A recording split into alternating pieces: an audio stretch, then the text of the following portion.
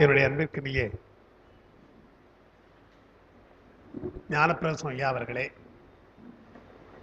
இந்த அருமையான திருமந்திர வகுப்பிற்கு ஆர்வத்தோடும் திரளாக வந்திருக்கின்ற சிவனைய சிறுவர்களே, தாய்மார்களே, உங்கள் அனைவருக்கும் மனங்கனிந்த வணக்கம். திரளாக என்று சொன்ன உடனே ஒரு உமா மகேஸ்வரி சிரிக்கிறார்கள். திருமந்திரத்திற்கு இது திரளான கூட்டம் தான், அதுவும் சந்தேகமே கிடையாது.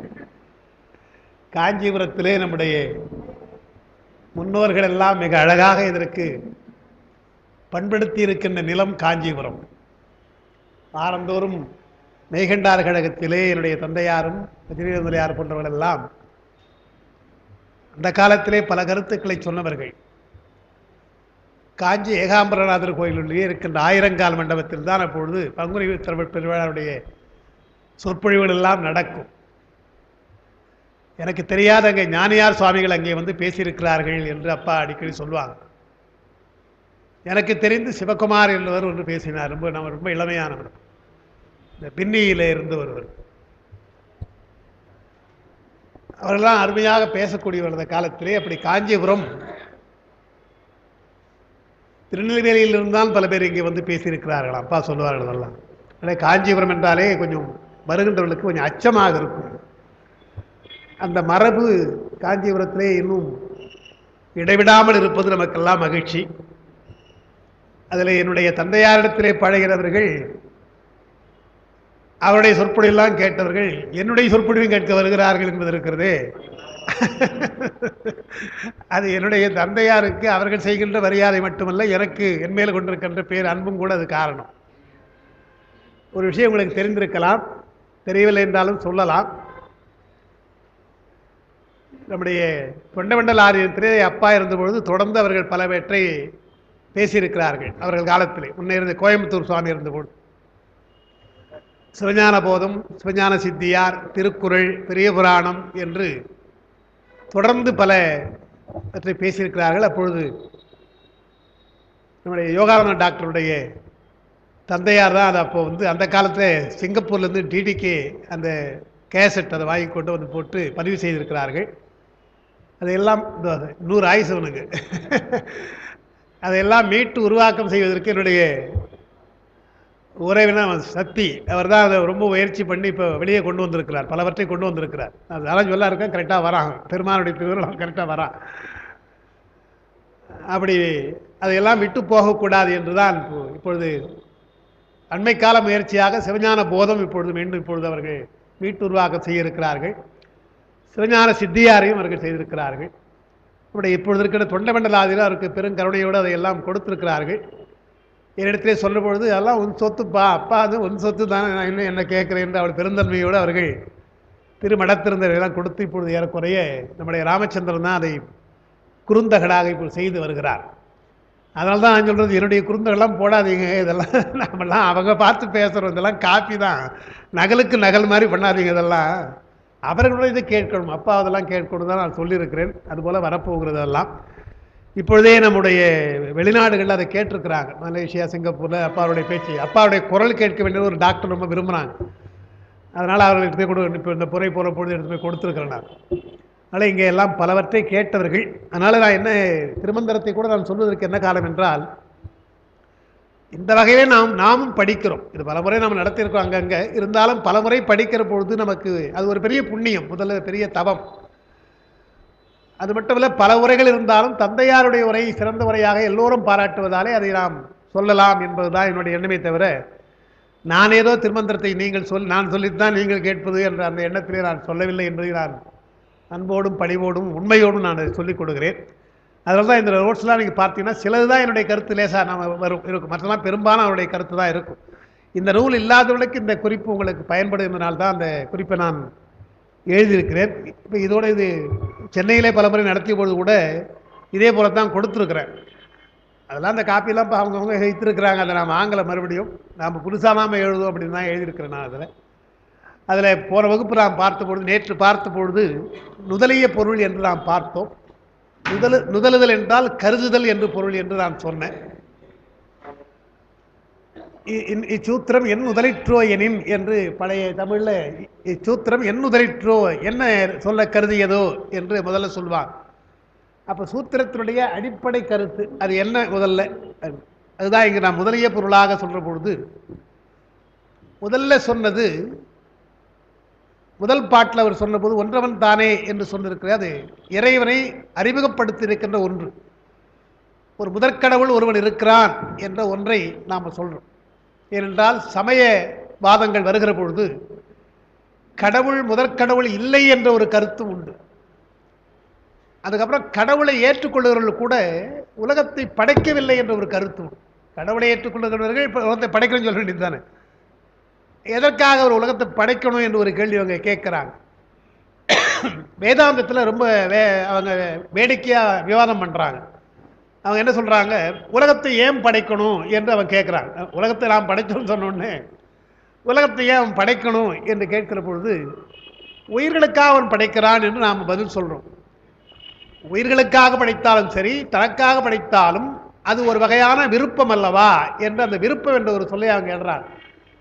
விருப்பு வெறுப்பு இல்லாதவர் என்று பெருமானை நீங்கள் சொல்லுகிறீர்கள், வேண்டுமே வேண்டாவேதான் சொல்லிட்டு ஒரு விருப்போடு உலகத்தை படைக்கிறான் என்று சொன்னால் அது பொருத்தமாக இருக்குமா என்று அவர்கள் கேட்டு, அதனால் உலகத்தை அவன் படைக்கவில்லைன்னு சொல்லுங்க என்று அவர்கள் வாதம் பண்ணுகிறார்கள்.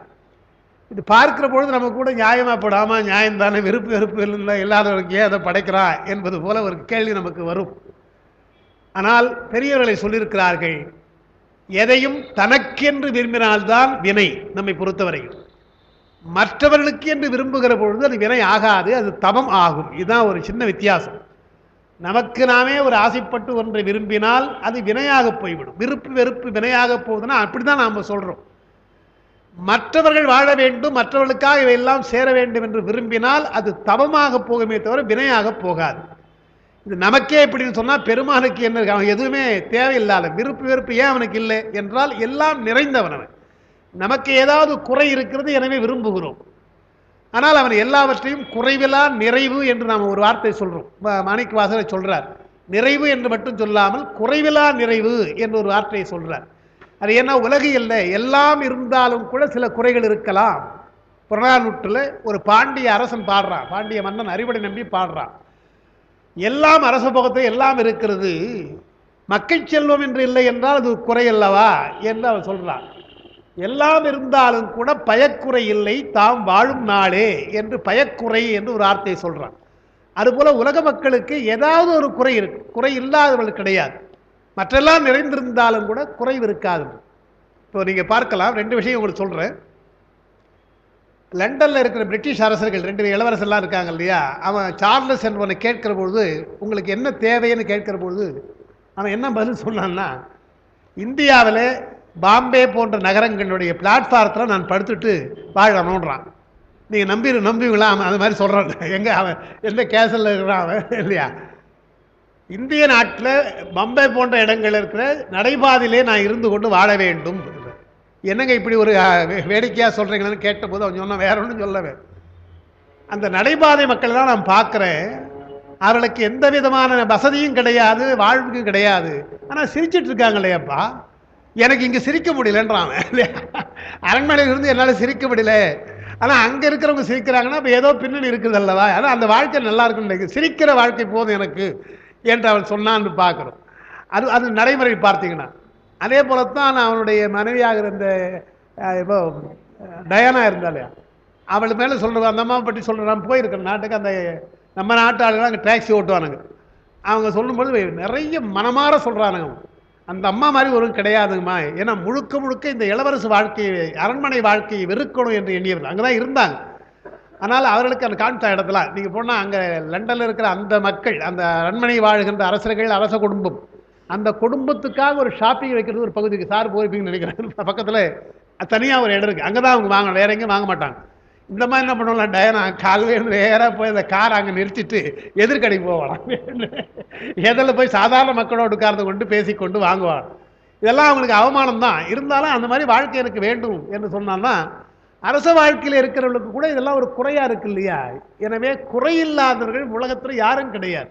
எனவே மாணிக்கவாசகர் பாடுற பொழுது நிறைவு என்று சொல்லாமல் குறைவிலா நிறைவே என்று அவர் சொன்னார். எனவே அவை எல்லாம் நிறைந்தவனுக்கு விருப்பு வெறுப்பு வேண்டிய அவசியம் கிடையாது. அவனுக்கு என்ன ஒரே விருப்பு என்றுதான், விருப்பு ஒன்றில்லான். சிவஞான சித்தியால் வரும் விருப்பு ஒன்றில்லான். ஆனால் எது என்றால் அவன் விரும்புகின்ற பூசனை புரிந்துகொள். உயிர்கள் எல்லாம் பூசிக்க வேண்டும் என்று எண்ணுகிறான். அந்த பூசனை புரிந்தால் அது ஒரு சட்டம். அவனை பூசித்தால்தான் விருப்பு வெறுப்பு என்பது நீங்கும், உங்களுக்கு உங்களுடைய வினை நீங்கும். எனவே பூசனை செய்யுங்கள். அது ஒன்றுதான் விருப்பம் என்றால், தன்னை போலவே அவங்களை ஆக்குவதற்கு, உயிர்களை ஆக்குவதற்கு அவன் விரும்புகிறான் என்றால் அது சாதாரண நாம சொல்ற விருப்பமோ வினையினாலே வருகின்ற விருப்பமோ அல்ல, அது உயர்ந்த நிலைன்னு பார்க்கணும். எனவே வேதாந்திகள் அப்படி சொல்றது பொருத்தமாக இல்லை. அவனை அது கூட விருப்பம் அல்ல, படைப்பது கூட விருப்பம் அல்லவா என்று சொன்னால் அது உயிர்களுக்காக படைக்கிறான் என்பதுதான். அதான் நேற்று நாம் பார்த்தோம். அப்படி இன்னுயிர் மண்ணும் புனிதன், அவன் உயிர்களில் எல்லாவற்றிலும் கலந்திருக்கிறான். நேற்று எழுதணும், கலப்பு என்பது இரண்டு வகையாக, எல்லா பொருள்களிலும் அவன் கலந்திருக்கிறான் என்று சொன்னால் அது அதிஷ்டான பக்கம் என்றும், எல்லா உயிர்களிலும் கலந்திருக்கிறான் என்று சொன்னால் அது ஆவேச பக்கம் என்று நம்ம சொல்லணும் என்று நான் சொல்லியிருக்கேன். இது சித்தாந்தத்தில் அடிக்கடி சொல்லுவாங்க. இது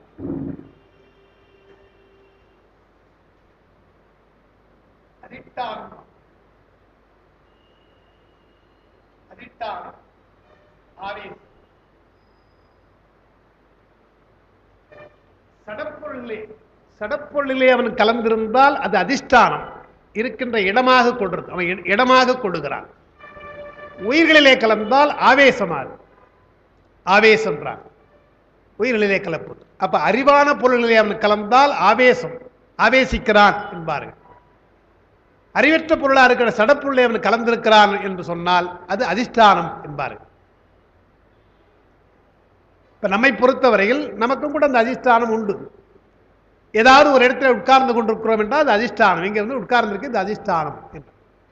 இறைவனுக்கு எப்படி என்றால் 8 வகையா சொல்லிட்டாங்க. அஷ்டமூர்த்தம் என்று சொல்லி பஞ்சபூதங்களிலே அவன் கலந்திருக்கிறான், 2 சுடர்களிலே அவன் கலந்திருக்கிறான், ஆன்மாவிலே கலந்திருக்கிறான் என்று முதல் சொன்ன 7 சடப்பொருள்கள். அது கலப்பு, அது அதிஷ்டானம். 5 பூதத்திலும் 2 சுடர்கள் தான் அதிஷ்டானம். உயிரிலே கலந்திருந்தால் அது ஆவேசம். இங்க என்ன சொல்றார், இன்னுயிர் மண்ணும் புரிதன். அதான் நேற்று பார்த்தோம். எல்லா உயிர்களிலும் கலந்திருந்தாலும் வெளிப்படுவது என்பது எல்லா இடத்திலும் இல்லை. இந்த உங்களை எழுதியிருப்ப பின்னால வரும், அதை சொல்ல போறேன். பக்குவப்படுகின்ற உயிர்களுக்குத்தான் அவன் கலந்திருப்பது தெரியும், மற்றவர்களுக்கு தெரியாது. இருக்கிறான், கலந்திருக்கிறான், ஆனால் தெரியாது. அதுதான் நம்ம திருமுறைகள்லாம் அப்படி பாடியிருக்காங்க, பாட்டு பாடியிருக்காங்க. அதுதான் நம்ம அடுத்து நாம் சொல்ல வேண்டியது. அதற்கு முன்னால் நேற்று பார்த்ததில் 2 அடையாளம் என்று சொன்ன, நம்முடைய சைவத்தில் பெருமானுக்கு அடையாளம் என்று சொன்னால் உங்க பெருமான் எப்படி இருக்கிறார் என்று அடையாளம் சொன்னால், முதல் அடையாளம் அவன் அர்த்தநாரீஸ்வராக இருக்கிறான், உமையொரு பாகனாக இருக்கிறான் என்பது முதல். 2வது சொல்ற பொழுது அங்க சொன்னது கூற்று உதைத்தான் என்று சொல்ற, கூற்றுவனை உதைக்கிறான் என்று. நேற்றே சொன்ன ஒன்று தன்னை நோக்கியது, அர்த்தநாரீஸ்வராக சிவம் சக்தியாக இருப்பது தன்னை நோக்கியது. கூற்று உதைத்தல் என்பது அடியார்களை நோக்கியது. எனவே தன்னை நோக்கி அப்படி இருக்கிறான், அடியார்களை நோக்கி அப்படி இருக்கிறான் என்ற 2 செய்தான் முதல் அடையாளம். அவனுக்கு தன்னை நோக்கி இருக்கிற பொழுது அவன் அர்த்தநாரீஸ்வர் வடிவம், அடியாரை நோக்குகிற பொழுது மார்க்கண்டேயருக்காக காலனை கடிந்தான். எனவே அவன் கூற்றுரைத்தான் என்பது அடியாரை நோக்கி. அந்த 2ம் நமக்கு அடையாளம் என்று சொல்லி, நல்ல மாதுக்கு நாதன் தென்திசைக்கு வேந்தனாக இருக்கின்றவனுடைய கூற்றுவன் அவனை உதைத்தான் என்று அந்த 2 செய்தியை சொல்கிறார். இந்த 2 அவருடைய சிறந்த அடையாளம் என்று நாம் நேற்று பார்த்தோம். அதுக்கு அடுத்து இன்னுயிர், அதான் இன்னைக்கு எடுக்கிறோம். இன்னுயிர் என்பது என்னன்னு இங்க எழுதியிருக்கிறேன். பக்குவப்பட்ட உயிர்கள் என்பதற்கு முதல் படிச்சிடறது, தயிரில் நெய் போல் இறைவன் இறுதி விளங்கல், அது சுத்தான்ம சைதன்யத்திலே என்று அறிய வேண்டும். தயிரில் நெய் போல என்ற உதாரணம் சொல்றாங்க. இறைவன் இனிது விளங்குகிறான். அடியார்கள் அருளாளர் எல்லாம் இருக்கிறாங்கன்னா அவங்க உயிரில் இறைவன் கலந்திருக்கிறான், இனிதாக விளங்குகிறான் என்று பார்க்கிறோம். நம்ம உயிரிலும் கலந்திருக்கிறான், அதுதான் உதாரணம் சொல்றாங்க. சத்தினிபாதம் என்று இருக்கு பாருங்க. இந்த சத்தினிபாதம் என்பதை மட்டும் கொஞ்சம் நான் விளக்கிறேன்.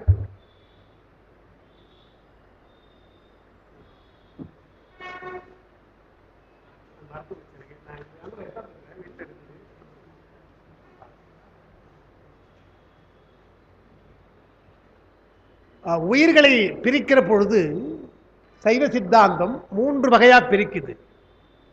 உயிர்கள் கணக்கில்லாதது, ஆனால் 3 வகையாக பிரிக்குது. ஒரு மலம் உடையவர்கள், இருமலம் உடையவர்கள், 3 மலம் உடையவர்கள் என்று பிரிக்கிறார். 3 மலம் நமக்கு இருக்குது. ஒரு மலம் உடையவர்களை விஞ்ஞானகலர் என்றும், 2 மலம் உடையவர்களை பிரளயாகலர் என்றும், 3 மலம் உடையவர்களை சகலர் என்றும் சொல்லுகிறார்கள். இது கொஞ்சம் அடிப்படையான சில செய்திகளை ஞாபகம் வச்சுக்கணும். ஒரு மலம் என்றால் அது ஆணவம். அப்போ ஆணவம் என்பது இல்லாத உயிர்களே இல்லை என்று தெரியுது. ஆணவம் என்பது இல்லாத உயிர்களே கிடையாது, இது ஆணவம் என்று. அந்த ஆணவம்னா என்ன? யான் எனது என்ற செருக்கு தான், அதுதான் ஆணவம். எல்லாம் நான் தான்றது, எல்லாம் எனக்கு வேண்டும்ன்றது, என்னுடையது என்று சொல்றது. அதுதான் முதல் மலமாக முதல் குற்றம். அதுக்கு அடுத்து 2 மலம் என்றால் ஆணவத்தோடு கண்மம் வினை இருக்கணும், இது 2 மலம். 3வது ஆணவம் கண்மத்தோடு மாயை என்று ஒன்று, 3வது. இந்த 3 மலம். இது என்ன பெயர் வைத்திருக்கிறாங்க? ஒரு மலம் உடையவளாயிருந்தால் விஞ்ஞானகலர், 2 மலம் உடையவளாயிருந்தால் பிரளயாகலர், 3 மலம் உடையவளாக இருந்தால் சகலர் என்று சொல்லியிருக்காங்க. இந்த சகலர் என்பதுதான் நாம் எல்லாம். எனவே சகலவிதமான என்று ஒரு வார்த்தை நாம் சொல்கிறோம் இல்லையா, எல்லாவற்றையும் சொல்கிறோம் இல்லையா, சகலவிதமான என்று வார்த்தை அடிக்கடி நாம் சொல்கிறோம். பிரளயாகலர் சொல்கிறது கிடையாது, ஏன்னா நம்ம அதெல்லாம் சம்பந்தம் கிடையாது. எனவே அதை விட்டுரும். சகலவிதமான என்று ஒரு வார்த்தை நாம் சொல்கிறோம். சகலகலா வல்லவன் இதெல்லாம் நம்ம நிறைய சொல்லிட்டுருக்கோம். சகலம் சகலை, அவர் என்னுடைய சகலை என்று ஒரு வார்த்தை கூட சொல்கிறோம் இல்லையா, இதெல்லாம் சொல்கிறோம். இந்த கலை என்பதற்கு மாயைன்னு அர்த்தம். அந்த கலைன்னு வருது இல்லையா, அது மாயைன்னு அர்த்தம். மாயையோடு மாயையோடு சேர்ந்தவர்கள் தான் ச கலர் என்று.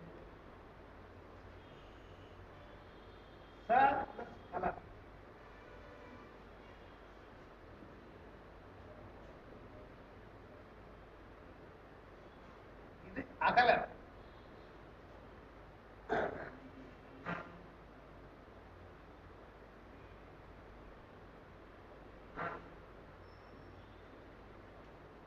விஞ்ஞானம் பிரளயம் அதில் அகலர்னுவாங்க. அகலர் என்றால் மாயை இல்லாதவர்கள். மாயை இல்லாதவர்கள் அகலர், அகன்று இருப்பாங்க. கலை இல்லாதவர்கள், கலை இல்லாதவர்களுக்கு அகலர். சகலர் என்பதற்கு எதிர்ப்பதம் அகலர். மாயையோடு சேர்ந்திருக்கிறாங்க, மாயை இல்லாமல் இருக்கிறாங்க. ஏன் அவளுக்கு மாயை இல்லை என்றால் விஞ்ஞானத்தினால் அவர்கள் மாயை இல்லை, அறிவினால் பக்குவத்தினாலே அறிவினாலே அவர்களுக்கு மாயிலே விழவில்லை. இப்போ நமக்கும் சொல்லியிருக்கிறாங்க அப்படிதான், நாம் கேட்கறது கிடையாது, வேற ஒன்றும் இல்லை. பாட்டியெடுத்தார் போன்றவங்களாம் சொல்கிறாங்க, ஊரும் சதமல்ல உற்றார் சதமல்ல உற்று பெற்ற பேரும் சதமல்ல எல்லாம் வரிசையாக சொல்கிறாங்க. நாம் அதை கேட்கறது கிடையாது. நமக்கும் கூட அது உண்டு, மாயை விழாமல் இருக்கலாம், ஆனால் விழாமல் இருக்க முடியல. எனவே மாயில் அகன்றார்கள் ஒருவர் விஞ்ஞானகலர், அறிவினாலே அகன்றவர்கள் விஞ்ஞானகலர். பிரளயாகலர் என்றால் பிரளயத்திலே ஒரு ஊழிக்காலம் வரைக்கும் அந்த மாயை இருந்து ஒரு ஊழி முடிந்தவுடனே அந்த உயிர்களுக்கு மாயை நீங்கிவிடும். எனவே பிரளயாகலர் என்று. ஊழிக்காலத்திலே மாயை நீங்கினால் பிரளயாகலர், தம்முடைய அறிவினாலே மாயை நீங்கினால் அவர்கள் விஞ்ஞானகலர். எப்பொழுதுமே மாயோடு இருந்தால் அவர்கள் சகலர். இது ஒரு முதல் செய்தி. இப்படி கலைன்னா மாயை, கலையோடு சேர்ந்தவர்கள், கலை இல்லாதவர்கள், ஒரு மலம் உடையவர்கள், இருமலம் உடையவர்கள், 3 மலம் உடையவர்கள். 3 மலம் உடையவர்கள் நாம தான், அது ஒன்றும் சந்தேகப்பட வேண்டியதில்லை. நமக்கு மேல் ஊழிக்காலத்திலே மாயை நீங்கியவர்கள் பிரளயாகலர் இருப்பாங்க, அதற்கு மேல் விஞ்ஞானர்கள் இருப்பாங்க. இப்போ நமக்கு என்ன சந்தேகம் வரும், நாமெல்லாம் சகலராக பிறந்துட்டோம் சார், இனி அந்த மாதிரி போக முடியாதா, பிரளயாகலராக போக முடியாதா, ப்ரமோஷன் நமக்கு உண்டா இல்லையா என்ற ஒரு கேள்வி இருக்குது. சைவம் தான் அது சரியாக சொல்லுது. இந்த பிறப்பு இப்போ பிறந்துட்டீங்க இல்லையா, இது சகலர். இதில் நீங்கள் நேரடியாக பெருமங்கட்ட போகலாம், இந்த ப்ரமோஷனே வேண்டான்றாங்க. இவங்களுக்கு அப்படி கிடையாது. பிரளயாகலர் விஞ்ஞானகலர் சொன்னால் பிரளயாகலராக இருந்தால் விஞ்ஞானகலராக போய் தான் போகணும். அப்போ பாருங்க, 2 மலம் உடையவனுக்கு இல்லாத ஒரு சான்ஸு நமக்கு இருக்குது, 3 உடைய நமக்கு இருக்குது. சகலா எல்லாரும் இல்லையா, 3 மலம் உடைய எல்லாருக்கும் பெருமாள் சொல்றீங்கன்னா அங்கெல்லாம் அந்த உங்களை சில பேருக்கு சிறப்பு தரிசனம் கொடுக்குறான் இல்லையா, அந்த மாதிரி உங்களுக்கெல்லாம் அது கிடையாதுங்க. அவன்லாம் அப்படிதான் வந்தா அவனை நீங்கள் வாங்கன்றா பாருங்க. அதே மாதிரி பெருமான் சகலரா பிறக்க வைத்திருக்கா கஷ்டப்பட வேண்டிய அவசியமே கிடையாது. இங்கிருந்து கொண்டே நேரடியாக பரமுத்தியை அடைந்திருக்கிறாங்க இல்லையா? நமக்கு பெரிய பிரார்த்தியெல்லாம் பார்க்குறோம் இல்லையா? அடைந்திருக்கிறாங்க. அப்போ இதற்கு என்ன முதல் ஸ்டெப் அது பார்க்கணும். என்ன என்றால் சகலரா இருக்கிற பொழுது சைவ சித்தாந்தம் சொல்லுகிறது முதல் முத்தியாக சீவன் முத்தின்னு. அதான் முதல். இது நமக்கெல்லாம் உண்டு. இப்போ நமக்கெல்லாம் நாம் குவாலிஃபைட் இல்லையா? அந்த சீவன் முத்திக்கு குவாலிஃபைட். என்ன சீவன் முத்தி என்றால் ஒன்றும் பயப்பட வேண்டியதில்லை. எதுலையும் விருப்பி வெறுப்பு இல்லாமல் இருக்கு. முடிஞ்சு போச்சு, அவ்வளோதான். வேற என்ன பண்ணுறது? அதுக்காக சீவன் முத்திக்கு எங்கே போகிறது அங்கே போகிறதா சார், மலைக்கு போகலாமா காட்டு, அதெல்லாம் ஒன்று. உங்களை திட்டினா என்ன, வாழ்த்தினா என்ன, பொருள் இருந்தா என்ன போனா என்ன, எதை பற்றியும் கவலைப்படாமல் விருப்பு வெறுப்பற்ற ஒரு நிலை வந்தால் அது சீவன் முத்தி நிலை. அப்ப சீவன் முத்தி நிலை வந்தால் நேரா பரமுத்தி போயிடலாம். சார் அப்படி வரலன்னா என்ன பண்றது? அதுக்கும் பெருமை வைத்திருக்கான். அது இல்லை என்றால் அடுத்த சான்ஸ் உங்களுக்கு பிரளயாகரா கொடுப்பான். அப்புறம் ப்ரமோஷன் முறைப்படிதான், அப்புறம் விஞ்ஞானங்கள் அப்படி போகலாம். இது நம்முடைய சைவ சித்தாந்தம் உயிர்களை பக்குவப்படுத்தி, பெருமான் உயிர்களை கலந்திருந்தாலும் எப்படி பக்குவப்படுத்தி தன்னோடு அழைத்துக் கொள்கிறார் என்பதற்கு சொல்லுகின்ற முறை. ஒன்று, சகலராக பிறந்து நேரடியாக சீவன் முத்தி அடைந்து போகலாம். அது பெரிய பக்குவம். அது நாயன்மார்கள் போன்றவர்கள், அருளாளர்கள் போன்றவர்கள். நமக்கும் வாய்க்கும், அளவோட சந்தேகம் கிடையாது. அதனால தான் அவங்க பாடுறாங்க, வாய்த்தது நந்தமக்கு ஈதோர் பிறவி மதித்திடுமின். எனக்கு கொடுத்த மாதிரி உனக்கு கொடுத்துருக்காம்பா. அப்புறம் பாடுற, நான் மட்டும் போகல, நீங்களும் வரலாம், உங்களுக்கு அந்த பிறவியை மதியுங்கள், மதித்து உங்களுக்கு வரலான்ற. அப்போ சகலராக இருக்கின்றவர்கள் சீவன் முத்தி அடைந்து நேராக பரமத்தி போகலாம். இல்லாத பொழுது அதே போல பிரளயாகராக மாறி அப்புறம் விஞ்ஞானங்களா போகலாம். இது அடிப்படை முதல் விஷயம். இரண்டாவது ஒரு செய்தி தெரிஞ்சுக்கணும். உயிர்கள் பலவாக இருந்தாலும் இயல்பாகவே ஒரு மலம், இருமலம், மூன்று மலம் உடைய உயிர்கள் உண்டு. அது இயற்கை விஞ்ஞானகலர், இயற்கை பிரளயாகலர், சகலதான் இயற்கையா இருக்கு. இப்படி போனால் அது செயற்கை விஞ்ஞானகலர், செயற்கை பிரளயாகலர். இங்கிருந்து சகலிருந்து போனால், அனுபவித்து மாயை கழித்து போனால் அது செயற்கை. இயல்பாகவே மாயை இல்லாமல், இயல்பாகவே வினை இல்லாமல் இருந்தால் அவர்களுடைய உலகம் பேர் இங்க வரமாட்டாங்க, இந்த உலகத்துக்கு வரமாட்டாங்க. அந்த வேல் உலகமா இருக்கின்ற சுத்த மாயா போகணும், அசுத்த மாயா போகணும், அங்க போவாங்க தவிர இந்த மாயா பிரகிருதி மாயாவுக்கு வருவது கிடையாது என்று சொல்லி அப்படியும் உயிர்கள் உண்டு. அப்ப சைவ சித்தாந்த முறைப்படி உயிர்களை பற்றி எத்தனையோ இலக்கணத்தை நாம் தெரிந்து கொள்ள வேண்டிய முதல் இலக்கணம் என்னென்றால், உயிர்கள் மூன்று வகைப்படும். ஒரு மலம் உடையவை, இருமலம் உடையவை, மூன்று மலம் உடையவை. ஒரு மலம் உடையது விஞ்ஞானகலர், இருமலம் உடையவர் பிரளயாகலர், மூன்று மலம் உடையவர் சகலர். இந்த மூன்று மலம் உடையவர்களில் இயற்கையாகவும் இருக்கலாம், செயற்கையாகவும் இருக்கலாம். இயல்பாகவே பிரளயாக விஞ்ஞானமாக இருக்கலாம், இயல்பாகவே இருந்து கொண்டிருக்கின்றவர்களுக்கு அந்தந்த கோலத்தில் வாழலாம். செயற்கையாக சகலராக பிறந்தும் அந்த படிமுறையிலே போகலாம் என்று சொன்னார். சொல்லிட்டு அதுக்கப்புறமா சொல்லுகின்ற விஷயம் இது முதல் இலக்கணம். முதல் இலக்கமாக சொல்லுகிற பொழுது மூன்று வகையா இருக்கிறது. இயற்கை செயற்கையாக விஞ்ஞானம் இருக்கிறார் சொல்லி, கலையோடு கூடியவர்கள், கலை அற்றவர்கள் என்று சொன்னால் சகலர் அகலர் என்பது. எப்பொழுது அவர்களுக்கு மாயை நீங்கும் என்றால் பிரளயத்திலே ஊழி காலத்திலே மாறலாம், அல்லது விஞ்ஞானங்களாக பேரறிவினாலே அவர்களுக்கு ஞானத்தினாலே மாறலாம் என்று இதெல்லாம் நமக்கு உயிர்களை பற்றி சொல்றது. இதெல்லாம் சொல்லிட்டு இப்ப நாம என்ன பார்க்குறோங்க என்றால் சத்தினிபாதம் என்று எடுக்கும். இது எங்க என்றால் நமக்கு தான், சகலர்களாக இருக்கின்ற நமக்கு சத்தினிபாதம் என்று வைத்திருக்கிறார்கள். சத்தினிபாதம் என்றால் பெருமானுடைய அருள் கொஞ்சம் கொஞ்சமாக உங்கள் மேலே பதிதல், வீழ்தல்னு சொல்லுவாங்க, கொஞ்சம் கொஞ்சமாக பதிதல், அதான் சக்தி நிபாதம். நிபாதம் என்றால் வீழ்ச்சி, சக்தி என்றால் அருள். பெருமானுடைய அருள் உயிர்களை பதிகிறது அல்லது வீழ்கின்றது. அதை எப்படி பிரிச்சாங்க? நான்கு வகையாக பிரித்தார்கள். அதான் இப்போ உங்க நோட்ஸ்ல எழுதிருக்கு, நோட்ஸ்ல பார்க்கலாம். சத்தினிபாதம், தீவிரதரம், தீவிரம், மந்தம், மந்ததரம். தீவிரம் தரம், தீவிரம், மந்தம், மந்ததரம் அப்படிதான் சொல்லணும். தீவிரதரம் ரொம்ப எக்ஸ்ட்ரீம், அது அதுக்கடுத்து தீவிரம், அதுக்கடுத்து மந்தம், அதுக்கடுத்து ரொம்ப மோசமா இருக்குது மந்ததரம் இல்லையா? அப்ப மந்ததரம், மந்தம், தீவிரம், தீவிரதரம் என்று நான்கு வகையா சொல்லணும். இது அடிப்படையா. இதற்கு நான் உங்களுக்கு தெரிஞ்ச பாட்டு தான் கொடுத்துருக்கிறேன்.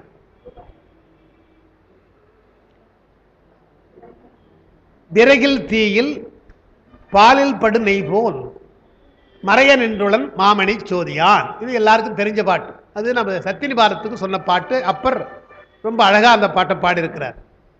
அதுக்கு முன்னால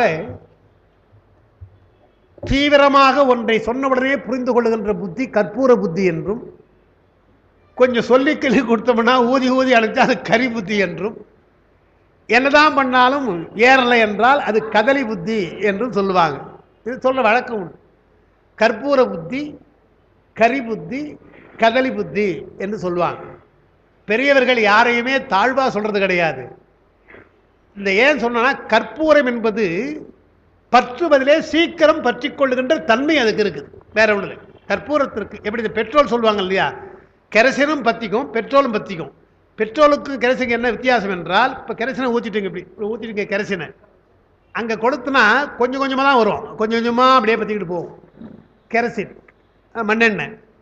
பெட்ரோல் அப்படி இல்லை, அங்கே ஊற்றினா இங்கே பற்றிக்கும். அவங்களுக்கு தீ அணைப்பு, அவருக்கு எல்லாம் தெரியும் இல்லையா, தீ அணைப்புக்காரர் இருக்கார், அவருக்கு தெரியும். இங்கே வச்சா மொத்தம் பற்றிக்கும். ஏன்னா அப்படி போச்சு. நம்முடைய அரும்பாக்கம் பக்கத்தில் ஒரு லாரி விழுந்து வச்சு கவிழ்ந்தது. அது எண்ணெய், பாமாயில் எண்ணெய். எல்லா மக்களும் போய் அந்த எண்ணெயை வாங்குறாங்க. உங்களுக்கு தெரிஞ்சுக்கலாம், ஞாபகம் இருக்கலாம். அப்போ பெட்ரோல் அங்கே ஊற்றிட்டு இருக்குது, பெட்ரோல் ஊற்று கீழே. இது தெரியாமல் எல்லாம் மாறுறாங்க. திடீர்னு பத்திச்சு, அவ்வளோதான், மொத்தம் பத்திச்சு. அப்படியே பல பேர் 40 பேர் மேலே போயிட்டாங்க. எண்ணெய் ஆசைப்பட்டு 40 பேர் போயிட்டாங்க. ஏன்னா பற்றுகிறதுனா இங்கே தான் வருது, அப்படி மொத்தம் பத்தினா என்ன ஆகுறது, போயிட்டு. அதுபோல் ஒவ்வொரு பொருளுக்கும் பற்றுகிற தன்மை இருக்கு இல்லையா, அதுபோல் கற்பூரம் சீக்கிரமாக பற்றிக்கொள்ளும். சீக்கிரமாக பற்றி கொள்வதுக்கு தான் கற்பூரம். நாங்கள் கரியும் கூட பற்றும், பற்றாமல் இருக்காது, பற்றும். ஆனால் கொஞ்சம் வேகமாக பற்றாது, ஊத வேண்டும். அதுக்குள்ள பக்குவம் இருக்கு இல்லையா, கரியை நல்லா காய வைக்கணும், ஊதணும். அது கதலி என்றால் வாழை. வாழை இருக்க, வாழை மட்டை தானே அது. வாழை மட்டை பச்சையில் பற்றாது. அப்போ என்ன பண்ணணும், அதை காய போடணும். காய போட்டிங்கன்னா கற்பூரம் மாதிரி அதுவும் பற்றிக்கும் இல்லையா, வாழை மட்டை பற்றிக்கும். அதுதான் சொல்லியிருக்கிறாங்க, எல்லா உயிர்களும் பற்றுகின்ற தன்மை உடையதுதான், பெருமானுடைய அருள் பதிகின்ற தன்மை உடையதுதான். ஆனால் அதில் வேறுபாடு என்ன, உடனே பற்றி கொள்வது சிலது இருக்கிறது, ஊதி பற்ற வைக்க வேண்டியது சிலது இருக்கிறது, கொஞ்சம் காய வைத்து பற்ற வைக்க வேண்டியது இருக்கிறது. கதலி புத்தி என்று சொன்னான் பொதுவாக. அதான் இங்க சொல்றார், விறகில் தீயில் பாலில் படும் நெய் போல் மறைய நின்றுளன் மாமணி சோதியான் என்ற இந்த பாட்டுக்கு, இந்த பாட்டு தெரிந்தவர்கள் அந்த பொருளை கொஞ்சம் யாராவது சொல்ல முடியுமா? இதுக்கு என்ன பொருள்? நான் அடிக்கடி கேட்குற பாட்டு, காஞ்சிபுரத்தை கேட்கலாம், தப்பு கிடையாது இல்லையா, உமாலாம் படிச்சவங்க தானே. விறகில் தீயில் பாலில் படும் நெய் போல் இருக்கு இல்லையா, அந்த பாட்டுக்கு சொல்லுங்க, தப்பு கிடையாது. அந்த தவறா இருந்தால் பரவாயில்ல, சொல்லுங்க. என்ன தெரிஞ்சுக்கணும், அதுக்கெல்லாம் கேட்குறேன்.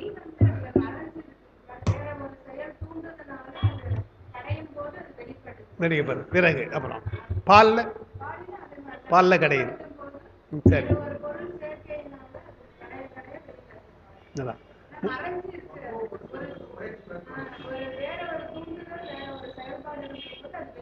வெளிப்படும்.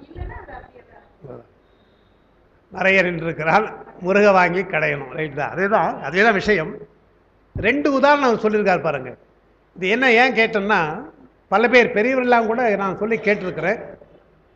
விறகில் தீயில் பாட்டை விறகில் தீயினன் படிப்பாங்க, அது ஒரு தப்பு இல்லை. அதான் நான் அடிக்கடி சொல்றேன், விறகில் தீயினன் பாலில் படு நெய் போல் படிப்பாங்க, அது தப்பு.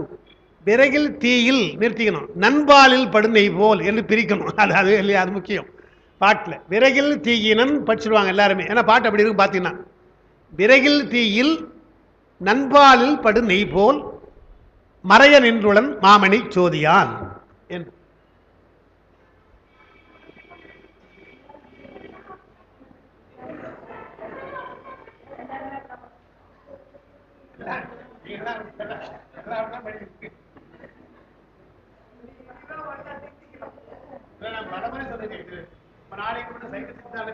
சமாஜத்தில் இங்கே நடத்தினாங்க நம்ம மாநாடு, இளைஞர் மாநாடு, சைவ இளைஞர் மாநாடு. அதில் தான் நான் முதல்ல பேசினேன். அங்கே இந்த பக்கத்தில் கச்சேரி ஸ்கூல் பக்கத்தில் பேச ஞாபகம். விறகில் தீயில்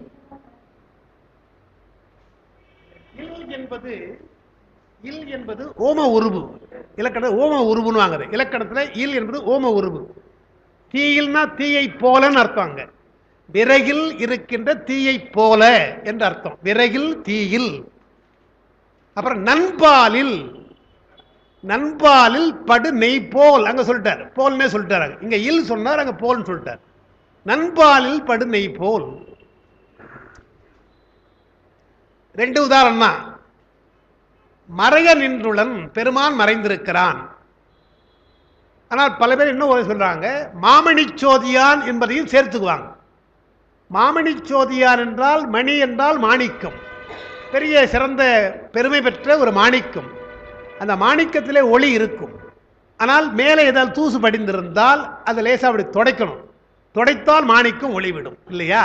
பட்டை தீட்ட வேண்டிய அவசியம் இல்லை.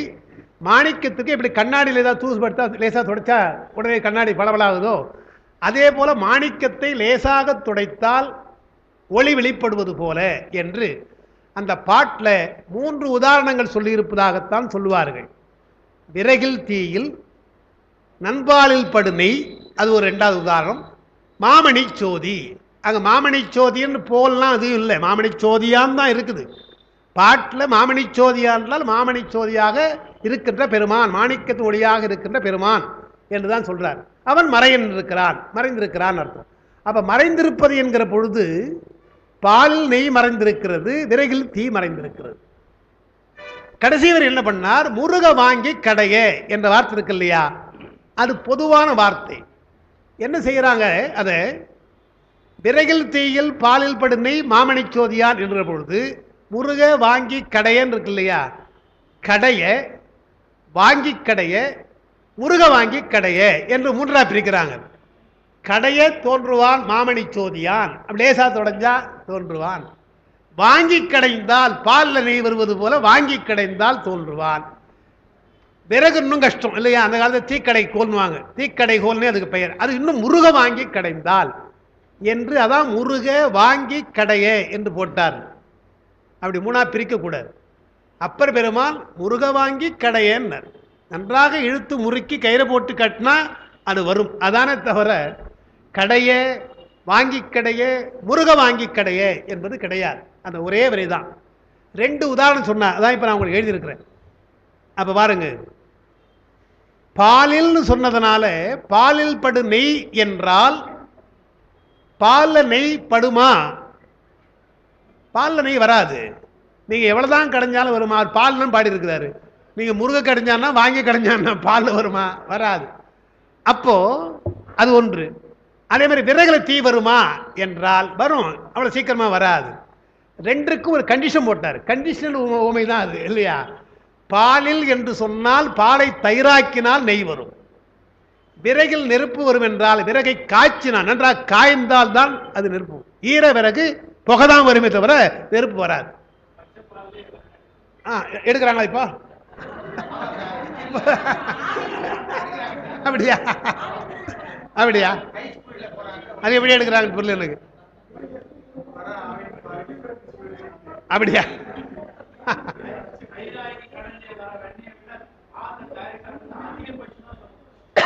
அப்படியா? ஓ அப்படி இருக்கலாம். அதான் அது ஏதோ ஒரு காரணம் இருக்கும் இல்லையா? இந்த தயிர் தோய்ந்த அந்த பாலை மாற்றுவதை காட்டிலும் இந்த மாதிரி செய்துடுறாங்க இல்லையா? ஓ ரைட். அந்த ஹீட்னால, அந்த சூட்டுனால வருதுன்றாங்க இல்லையா?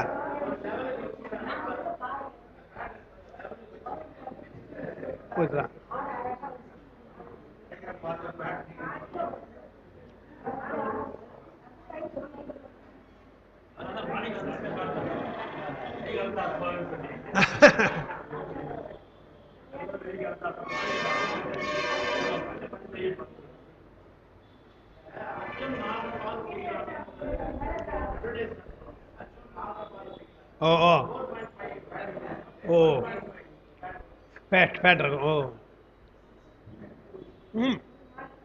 நான் கேட்கறது பாலாக இல்லை, கொஞ்சம் மாற்றி தானே பண்றாங்க. பால் தயிரா போட்டா கூட பாலுடைய தன்மை மாறும். கெமிக்கல் ஏதோ போட்டு தான் பண்றாங்க இல்லையா? பச்சை பாலை போட்டு அது என்ன செய்யறாங்க? கடையுது. Maybe cream. அப்ப அது அப்புறம் தான் இல்லையா?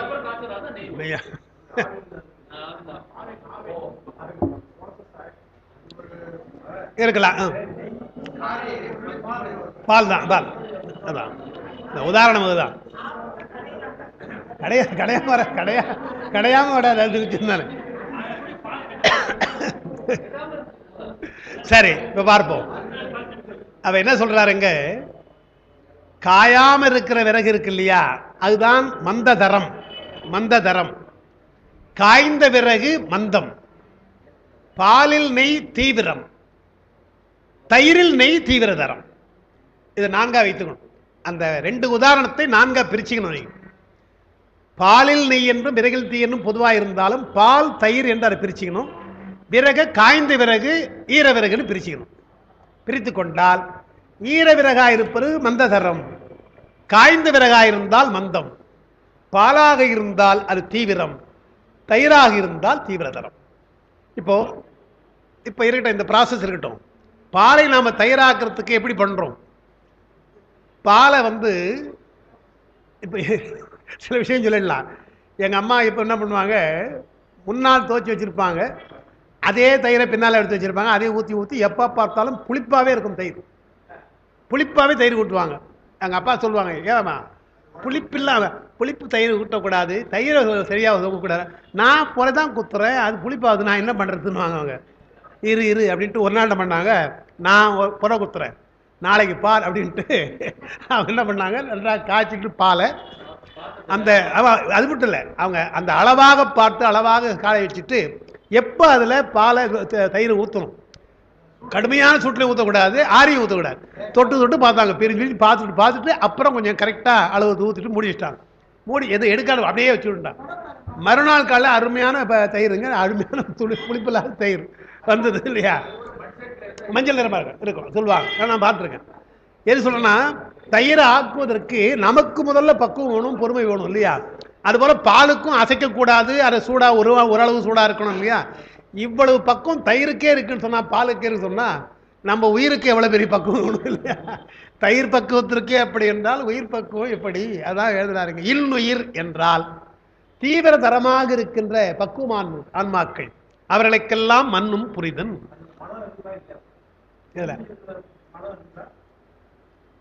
மலம் உண்டு, நமக்கு சொல்றோம் மலம் உண்டு, இங்கதான் நம்ம சொல்றோம் மலம் இருக்குது, ஆனா அவளுக்கு அந்த மலத்தை பற்றி கவலை இல்லை, சீமன் முத்த நிலையில் இருக்கிறார்கள். அதுதான் மலம் இருக்கான்னு கேட்கிறார்கள்.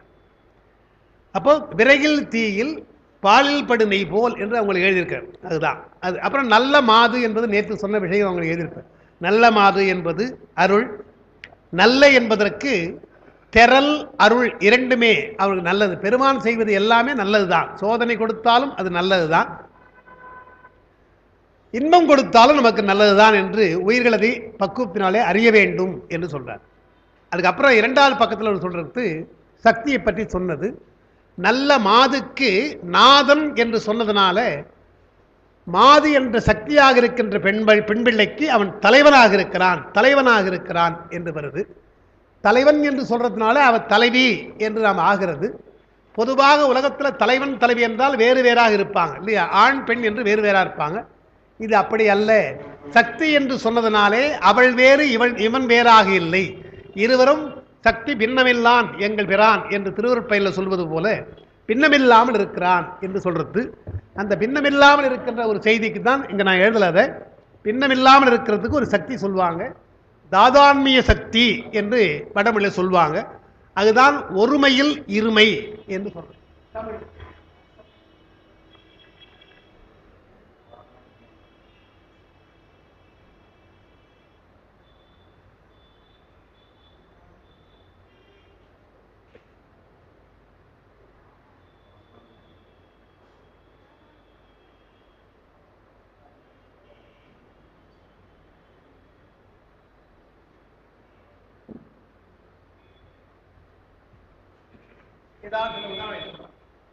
சாதான்மிய சக்தி என்றால் ஒருமையில் இருமை, பொருளும் ஆற்றலும் இணைந்திருப்பது, வேறு வேறாக இருப்பது கிடையாது.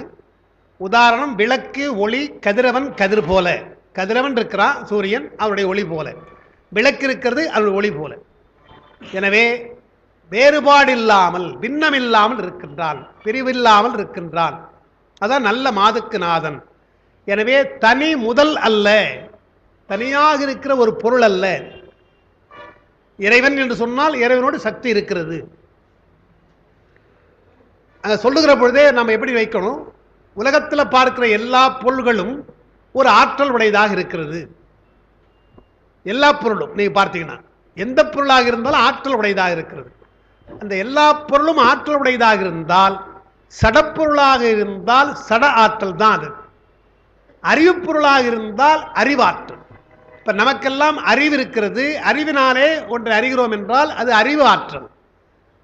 ஒரு பொருளுக்கு பலமாக ஒரு பொருள் இருக்கிறது அல்லது இந்த ஒளி வாங்குகிறது என்று சொன்னால் இது சட ஆற்றல். இறைவனுக்கு சொல்லுகிற பொழுது அறிவாற்றல் என்று சொல்வது பொருத்தமாக இருந்தாலும் அறிவாற்றல் என்று சொல்வது கிடையாது, அருளாற்றல் என்று சொல்லும். அதான் வேறுபாடு. அப்ப 3 வகையா நாம் பார்க்கிறோம். சடப்பொருள், உலகத்திலே பார்க்கிற பொருள்களுக்கெல்லாம் சட ஆற்றல், நம்மை போல உயிர்களுக்கெல்லாம் ஆன்மாக்களுக்கெல்லாம் அறிவு ஆற்றல், இறைவனுக்கு இருப்பது அருளாற்றல் என்று. அதான் சக்தி என்ற, அதான் நல்ல மாதுக்கு நாதன் என்பது. அதுல உங்களுக்கு எழுதியிருக்கிற பொருள் என்பது முதல், அதான் முதலா இருப்பது அவர் சிவன். அதன் பண்பு சக்தி, அதனுடைய குணம் சக்தி. சின்ன சின்ன விஷயங்களை நம்ம அங்கங்க போய் விளக்கிறதுக்கு நம்ம நேரம் இருக்காது. இப்ப இந்த இடத்துல கூட தத்துவ உலகத்தில் சிவன் என்பது அந்த குணத்தை உடைய பொருள், குணிப்பொருள். அவனுக்குள்ள குணம் சக்தி, இது இரண்டும் பிரியாது என்று நாம் சைவ சித்தாந்தம் சொல்றோம்.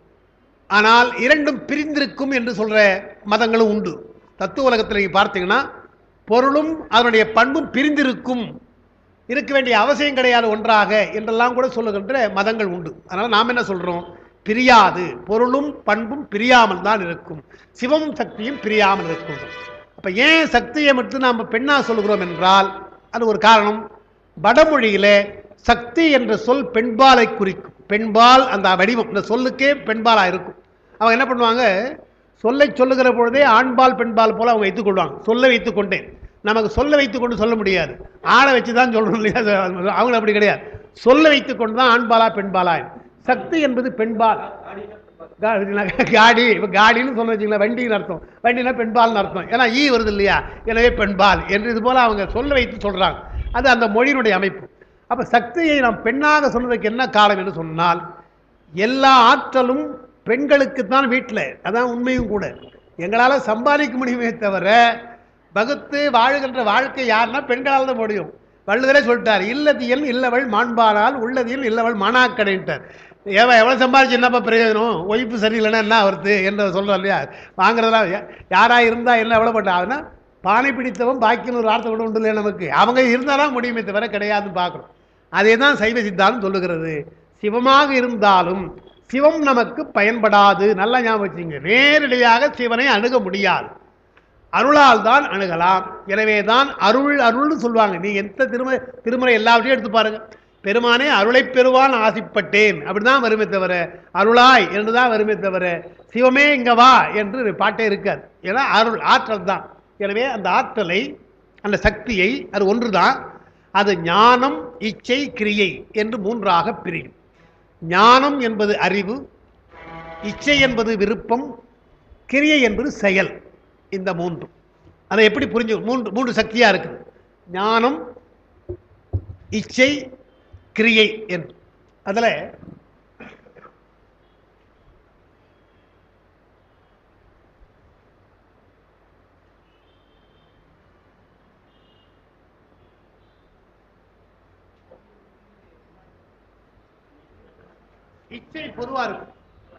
இச்சை பொதுவா இருக்கும், கிரியை ஞானம். அதிலிருந்து ஒரு செயலை செய்வதற்கு விருப்பம் இருந்தால்தான் செய்ய முடியும்.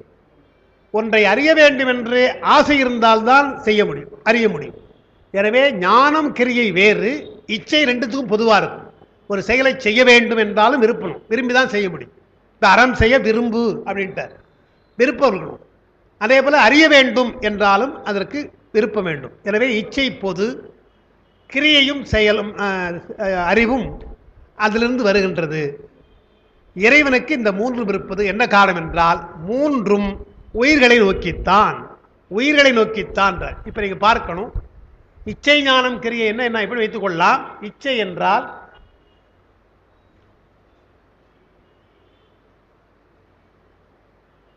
கருணை. கருணைன்னு சொல்றோம். இந்த கருணை என்பது என்ன என்றால் உயிர்கள் எல்லாம் பிறவி இல்லாமல் இருக்க வேண்டும் என்ற கருணை. அதுதான், வேற ஒன்றும் இச்சை. மற்றெல்லாம் எல்லாம் மாற்றுங்க. முதல்ல அடிப்படையாக சொல்ல வேண்டியது உயிர்களுக்கெல்லாம் நாம் பிறவா வாழ்க்கை தர வேண்டும் என்ற எண்ணம் அவனுக்கு. அதான் இச்சை முதல்ல. ஏன்னா அவன் பிறவாமல் இருக்கிறான், எனவே நம்ம மாதிரி அவன் ஆக்கணும் என்று எண்ணுகிறான். அந்த வேடிக்கையாக சொல்றாங்க, பிசினஸ் சைக்கிள் சொல்ற பொழுது, எந்த முதலாளியும் தன்னிடத்தை வேலை பார்க்கிற தொழிலாளியை தன்னை போலவே முதலாளி ஆக்கணும்னு நினைக்கிறதே கிடையாதான். அவன் அப்படியே இருக்கணும் தான் நினைப்பான தவிர தன்னை மாதிரி முதலாளி ஆகிட்டா வம்பா போயிடும் இல்லையா? எனவே எந்த முதலாளியும் தன்னுடைய வேலை பார்க்கின்ற தொழிலாளியை தன்னை போலவே இருக்க வேண்டும் என்று எண்ணுவது கிடையாது. பேரை சொல்லக்கூடாது இருந்தாலும் பரவாயில்ல. சரணபவன் ஹோட்டல் இருக்கு இல்லையா, அது என்ன அர்த்தம் என்றால் அவங்க என்ன சொன்னாங்க, எல்லா வேலையும் நல்லா கொடுக்குறான், நல்ல சம்பளம் கொடுக்குறான், சாப்பிட போடுறான். அவங்க பெற்றோர்கள் யார் என்று கேட்டு அவர்களுக்கெல்லாம் இன்சூரன்ஸ் பண்ணியிருக்கிறான், மாதம் மாதம் எல்லாம் பண்ணுறான். அதே மாதிரி ஒரு ஹோட்டல் நீ அமைப்பான்னு சொல்கிறானா, ஹோட்டல்னா வேலை செய், ஆனால் ஹோட்டல் முதலாளியாக வராது.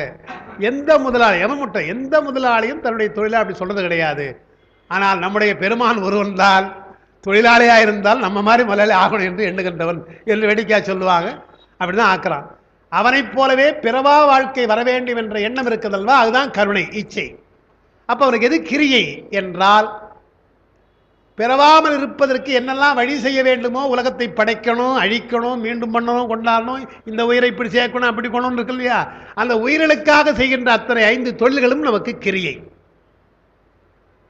ஞானம் என்பது என்ன என்றால் 2 வகையாக காரைக்கால மயிரம் பாடுறார். அறிவானும் தானே, அறிவிப்பான் தானே, அறிவாய் அறிகின்றான் தானேனர். அப்போ தான் அறிவது எதற்காக? எல்லாம் அறிந்தவன் தான் அவன். தான் எதற்காக அறிகிறான்? அவன் ஞானம் எது என்றால் உயிர்களுக்காக அறிகிறான், உயிர்களுக்கு அறிவிப்பதற்காக அறிகிறான். என்றால் இந்த உயிர்களுக்கு இந்த நேரத்துக்கு பக்குவம் வந்து விட்டது, வீடு பேறு தர வேண்டும், இதற்கு அடுத்த பிறவி தரணும், இந்த வினையை தரணும் என்றெல்லாம் உயிர்களை பற்றி அறிகின்ற அறிவு இருக்கு இல்லையா, அதுதான் ஞானம். அப்போ உயிர்களை பற்றி அல்லாமல் வேறு தனிப்பட்ட இச்சையோ, தனிப்பட்ட கிரையோ, தனிப்பட்ட ஞானமோ அவனுக்கு இல்லை. இருக்குது, ஆனால் அவனுக்கு பயன்படாது, தேவை கிடையாது. அதான் இச்சை, ஞானம், கிரியை என்ற சக்தி. அது அத்தனையும் அருளாற்றல் தான். அவன் செய்வதெல்லாம் அறிவாற்றல் அல்ல, அருளாற்றல் என்று சொல்லி அதுக்கு உங்களுக்கு அந்த பாட்டு எழுதியிருக்கிறேன். ஒன்றதாய் இச்சா ஞான கிரியை என்று ஒரு 3ஆகி நின்றிடும் சக்தி. அது சிவஞான சித்தியால் வர்றது. ஒன்றதாய் சக்தி ஒன்றுதான், அது இச்சா ஞான கிரியை என்று ஒரு 3ஆகி நின்றிடும். வேதாந்தத்தில் அந்த உதாரணம் சொல்லுவாங்க, சைவ சித்தாந்த உதாரணம் சொல்லுவாங்க. சூரியன் இருக்கிறான் என்றால் அவனுடைய கதிர் இருக்கு இல்லையா, வெப்பம், அது என்ன செய்கிறது? தாமரையை மலர்விக்கிறது. அதே தாமரையை உலர்விக்கும் செய்யும். அது பார்த்தா உலர்விக்கும் செய்யும். நீங்க பார்த்தீங்கன்னா கும்பி இருக்கின்ற மலர்கள் தாமரையை மலர்விப்பது, எல்லா மலர்களையும் மலர்விக்காது. அன்றைக்கு எது பக்குவமாக இருக்கிறதோ, மொட்டாகி முழு போதுன்னு சொல்லுவாங்க தமிழில், போதாகி இருக்கிறது தான் மலர் வைக்குமே தவிர, ஒரு நாளில் எழுந்தவுடனே சூரியன் எழுந்தவுடனே அத்தனை தாமரைகளும், குளத்தில் இருக்கிற அத்தனை தாமரைகளும் நமக்கு மலர்வது கிடையாது. அதுபோல பெருமான் அருள் இருந்து கொண்டே இருக்கிறது. மொட்டாக இருக்கின்ற மலர்கள் எல்லாம் நமக்கு மலர்வது கிடையாது. போதாக இருப்பவை தான் மலரும் என்றால் நாம் ஏன் மலர மாட்டோம்னு தெரியுது இல்லையா? இன்னும் நம்ம மொட்டாதான் இருக்கிறோம் இல்லையா? இன்னும் மொட்டாதான் இருக்கிறோம். நம்ம கிட்ட இருக்கிற தப்பே தவிர பெருமானுக்கு தப்பு கிடையாது என்று பார்க்கிறோம். அதையே சொல்றார், தண்ணீரிலே இருந்து கொண்டிருந்தால் அந்த மலரை மலர்விப்பான், தூக்கி வெளியே போட்டீங்கன்னா அதை உலர்விப்பான். நான் பெருமானுடைய அருள் வெள்ளத்தில் இருந்தால் ஒரு நாள் இல்லை மறுநாள் நிச்சயமா மலரும். வேண்டாம்பா இவ்வளோ வெயிட் பண்ணி பார்த்தோம், இல்லை என்று இதை விட்டு நீங்க போனீங்கன்னு சொன்னா உலர்விப்பான் என்று அதையும் செய்வான் பெருமான் என்று பார்க்கணும். அதான் அந்த உதாரணத்தை சொல்லுவாங்க. நான் ஒன்றைதான் எது சொல்றேன்னா, நிச்சய சக்திக்காக சொன்னேன். சக்தி என்பது மலர்விப்பதும் சக்தி தான், சூரியனுடைய வெப்பம்தான், உலர்விப்பதும் அதுதான் என்பதற்காக சொல்றது. சக்தியின் தொழிற்பாடு இல்லாத பொழுது அதை லயசிவன், நேற்று நான் சொன்ன உங்களுக்கு, லயசிவனாக இருக்கின்ற ஒன்றை தன்னுள் சக்தி ஒடுங்கி இருக்கின்ற சாந்த நிலையை சாந்தன் என்று சொல்லுகிறார்கள். சக்தியோடு இருக்கிற பொழுது சத்தன் என்றால், சக்தி உள்ளே ஒடுங்கி தான் வெளிப்படாமல் தான் மட்டுமே இருக்கிற பொழுது சாந்த நிலை, அது சாந்தன் என்றும். நிஷ்களன் என்றால் வடிவம் இல்லாதவன், நிஷ்களன் என்றும் சொல்லுவார்கள். அது உங்களுக்கு லயசிவன், சாந்தன், நிஷ்களன் என்பதெல்லாம் ஒரே பொருளை குறிக்கின்ற சொற்கள் என்று சொல்லி. சரி, ஞானாமிரதத்தை சொல்லியிருக்கிறேன். சாந்தன் உருவிலி, உங்க புக்கில் இருக்கு, நோட்ஸ் கொடுத்துருக்க. சாந்தன் உருவிலி, ஒளித்திகள் சதாசிவன் அருவுரு, அவிர் ஈசன் உரு என்று மூன்றை சொல்லியிருக்காங்க. சாந்தன் என்பது உருவம் இல்லாதவன், அருவம், உருவம் இல்ல அருவம். அது ஒளித்திகழ் சதாசிவம் என்று சொன்னால் அது அருவுருவம். அவிர் ஈசன் என்று சொன்னால் அது உருவம். அப்ப சொல்லை சொல்லுகிற பொழுது சாந்தன் என்று சொன்னால் அது அருவநிலையை குறிப்பது, சதாசிவம் என்று சொன்னால் அது இலிங்கமா இருக்கிற அருவுருவத்தை குறிப்பது, ஈசன் என்று சொன்னால் அது உருவத்தை குறிப்பது. அதான் மகேசன், பேரீசன் என்றெல்லாம் நமக்கு சொல்றோம் இல்லையா, அது குறிப்பது. அது ஞானாமிர்தத்தோட பாட்டு.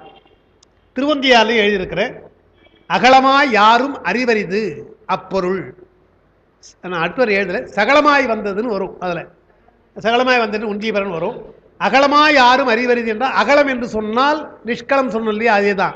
உரு இல்லாமல் இருப்பது அகலம் சொல்லுவாங்க. உரு இல்லாமல் இருப்பது அகலம். அது அறிய முடியாது. அருவமாக இருப்பது அறிய முடியாது. அதுக்காக நமக்கு சகலமாக வருகிறான், உருவமாக வருகிறான் என்று சொல்ல. அப்புறம் நேற்று சொன்னது திசைக்கு ஒரு வேந்தன் என்று சொன்னால் அங்க இருக்கிற பாட்டில் திசைக்கு ஒரு வேந்தனாம் என்று வருது இல்லையா. இந்திரன் போன்றவள மற்றவர்களும் இங்கே கூட்டுவன்னு சொல்றார். அவங்கெல்லாம் ஒரு திசைக்கு தான் நம்ம ஒரு வேந்தன்னா அதுக்கு மேல் கிடையாது. அப்போ அவருடைய சிறப்பின்மையை குறித்தது என்று அப்பா எழுதியிருக்காங்க அந்த உரையில. ஒரே திசைக்குத்தான் அவன் சொந்தக்காரரை தவிர எல்லா திசையும் அவனுக்கு கிடையாது என்று சொன்னால் எப்படி நமக்குன்னா ஒரு வீடு தான், மற்றெல்லாம் வீடு கிடையாது, அங்கே தான் போகணும் இல்லையா, அதான் எல்லை. அதுபோல தெய்வங்களுக்கும் சில எல்லைகள் உண்டு. அது திசை எல்லை. எனவே அவர்களை திசைக்காவலர்கள் என்று சொல்றாங்க. அது ஒரு விஷயம் நான் நேற்று சொன்னது. உம்பர் ஈசன் என்று நான் சொன்னது. அதில் பாருங்க, கண்ணுதல் அண்ணல் அந்த 2ஆம் பக்கத்தில் ஞானாமிர்த பாட்டு தான் எழுதியிருக்கிறேன். கண்ணுதல் அண்ணல் விண்ணவர் பணிய காலம் ஆண்ட வாழவிர் அங்களத்து தெரிமருள் ஈர்ஞ்சடை மதிமுகிழ் அணிந்த உம்பர் ஈசர் உம்பன். அதுல எழுதியிருக்கேன். அதுக்கு கீழே உங்களை எழுதியிருப்பேன். நேற்று சொன்னதுதான். உம்பர் பலராதலால் பன்மையில் குறிக்கப்பட்டது. நேற்று சொன்ன விஷயம். உம்பன் என்று சொன்னால் ஈசன் ஒருவன் தான், எனவே ஒருவனாக குறிக்கப்பட்டது. அந்த ஒருமையில ஏன் சொல்லியிருக்கார் ஈசன் என்றும் உம்பன் என்றும்.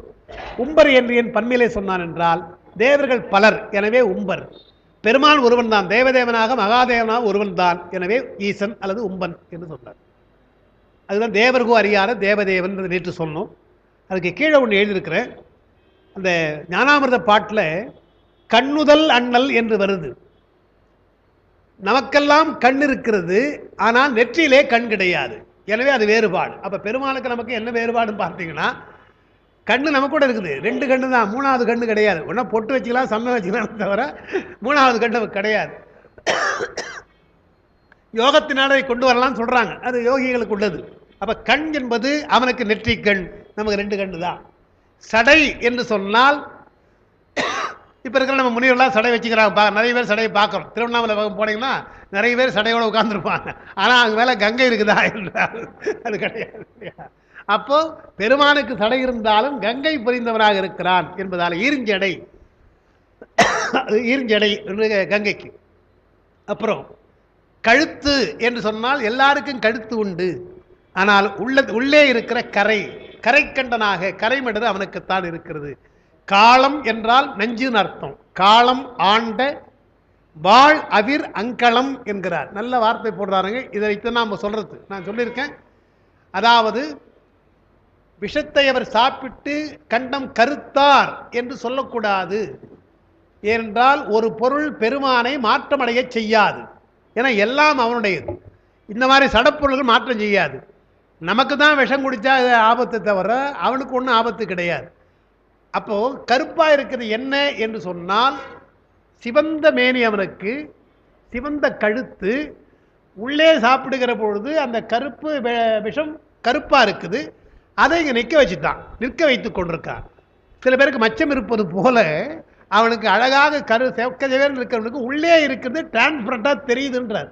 அதுதான் அவனுக்கு, அது மாற்றாது. அவருடைய கண்ணம் கருத்து போச்சுங்கன்னு அது அப்பா சொல்லுவாங்க. கண்ணம் கருத்து போச்சுன்னா வாங்கினார கையறு கருத்து இருக்கணும் இல்லையா, சாப்பிட்டார உதடு கருத்து இருக்கணும் இல்லையா, அதெல்லாம் கருக்காம இது மட்டும் எப்படி கருத்து போகும்? இல்லை.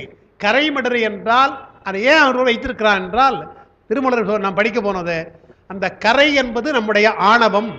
உயிலுடைய ஆணவமாக இருக்கின்ற அந்த கருப்பைத்தான், அந்த நஞ்சைத்தான் எடுக்கிறான். எடுத்து இங்க வச்சுட்டு இருக்கான். பாருப்பா நான் யார் தெரியுமா, இதுதான் வந்திருக்கிறேன் என்று அந்த அடையாளம் சொல்வதற்காக. இப்ப இப்போ ஏதாவது மருத்துவரை போகிறோம்னு வச்சுக்கோங்களேன், மருத்துவமனை போனோம்னா அப்படி கட்டிக்குவாங்க. கட்டமாக தெரிஞ்சுக்கலாம், ஓ சரி ஒரு ஆப்ரேஷன் வர போகிறாருன்னு தெரிஞ்சுக்கலாம் இல்லையா? அதே போல் இதை பார்த்த உடனே சரி நம்ம பெருமான் ஆப்ரேஷன் வந்திருக்கிறார் என்று தெரிந்து கொள்ளலாம் என்பது போல அது உங்களுடைய ஆணவத்தை நீக்குகின்ற அடையாளத்திற்காக வைத்திருக்கிறார் என்று திருமூலர் படிக்க போகிறோம் பின்னால். ஆனால் காலம் ஆண்ட வாழ் அவிர் அங்களத்து, களம் என்றால் கழுத்து, களம் என்றால் கழுத்து, காலம் என்றால் நஞ்சுங்க தமிழில். தெரி மருள் ஈர்ஞ்சடை மதி முகிழ் அதையும் சொல்லியிருக்க. மதி என்றால் சந்திரன். நாம் பார்க்கிற சந்திரன் வளரும் தேயும், பெருமான் இருப்பது வளர்வதும் தேய்வதும் கிடையாது. எனவே ஈசன் உம்பன் எனப்பட்டான். ஏன் அவன் மேலானவன் என்றால் கண் இருக்கிறது, சடை எல்லாம் இருக்கிறது, ஆனால் நம்மை போல அவனுக்கு இல்லை. எனவே அவன் ஈசன் உம்பன் எனப்பட்டான் என்று பார்க்க. அப்புறம் கூற்றுரைத்த நிலை, இதுதான் கூற்றுரைத்த நிலையில் முதற்பாடல்ல முதற்பாட்டில் ஞாபகம் வரணும், ஒன்றவன் தானே ஆரம்பிச்சு இல்லையா? அவன் அதான் அங்கே போட்டிருக்க. முதற்பாடல அவன் என்று போட்டிருக்கிறான்.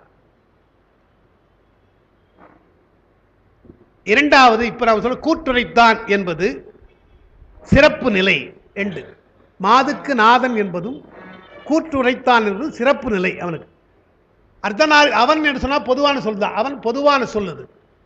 ஆனால் கூற்றுரைத்தான் நல்ல மாதுக்கு நாதன் என்று சொன்னால் நம்ம பெருமான் தான் குறிக்கும். அப்ப சிறப்பு நிலை.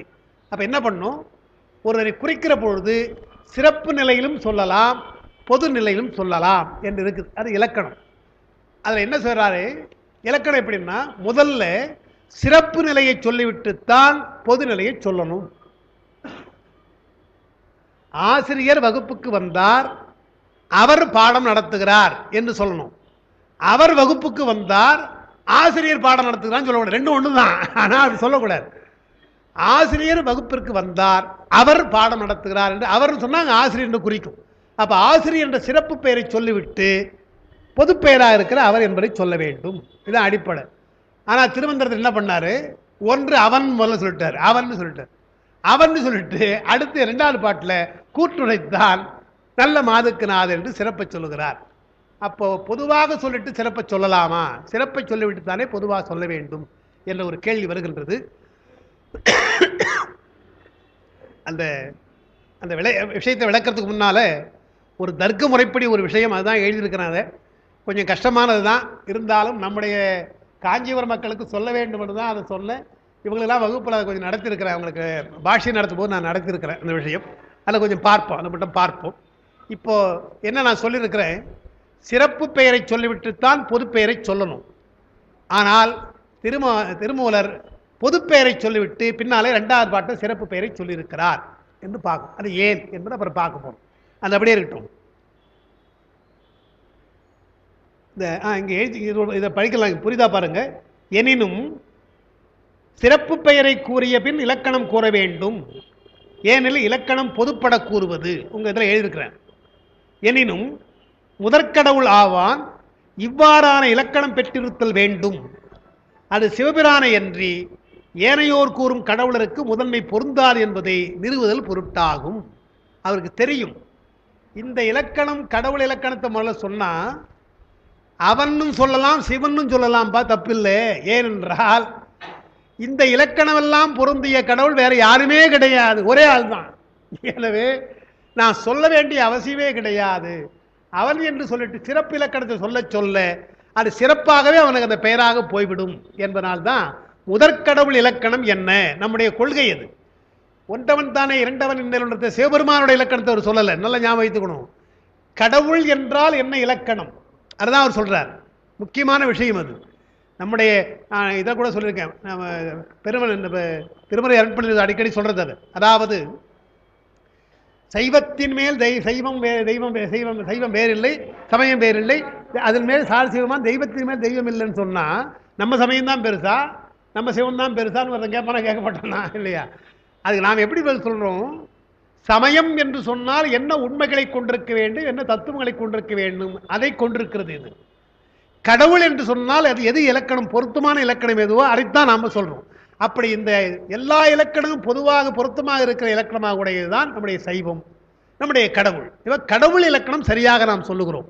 அதெல்லாம் என்ன பண்றாங்க, திருமந்திரம் சொல்ற பொழுது ஒன்றவன் தானே இரண்டவன் என்று சொல்ற பொழுது கடவுளுக்கு என்ன இலக்கணம், முதற்கடவுளாக இருந்தால் அது என்னென்ன இலக்கணம் என்றதை சொல்லிட்டார். சொல்லிட்டு அப்படிப்பட்ட இலக்கணம் உடையவன் யார் என்றால் அவன் கூற்றுரைத்தான், அவன் மாதுக்கு நாதன், அப்படி இருக்கின்ற பெருமான் என்று ரெண்டாவது சொல்ல போறார். எனவே அதுல ஒன்றும் தவறு கிடையாது. இருந்தாலும் தர்க்க முறைப்படி ஒன்று இருக்கு, அதான் எழுதியிருக்காங்க. முதல்ல உத்தேசம் இலக்கணம் என்று எழுதியிருப்பேன். உத்தேசம் இலக்கணம் என்று அது என்னன்னா, இந்த வார்த்தை நமக்கு தெரியும், உத்தேசமா சொல்லுப்பா அப்படின்னு. உத்தேசமா சொல்லுன்னா என்ன அர்த்தம் என்றால் பெயர் என்னன்னு அர்த்தம், வேற ஒண்ணு இல்லை. பெயரை சொல்லுப்பான்னு அர்த்தம். உத்தேசம் என்றால் பெயர். முதல்ல ஒரு பொருளுக்கு இது என்ன என்று கேட்டால் பெயரை சொல்லணும், அதான் உத்தேசம்.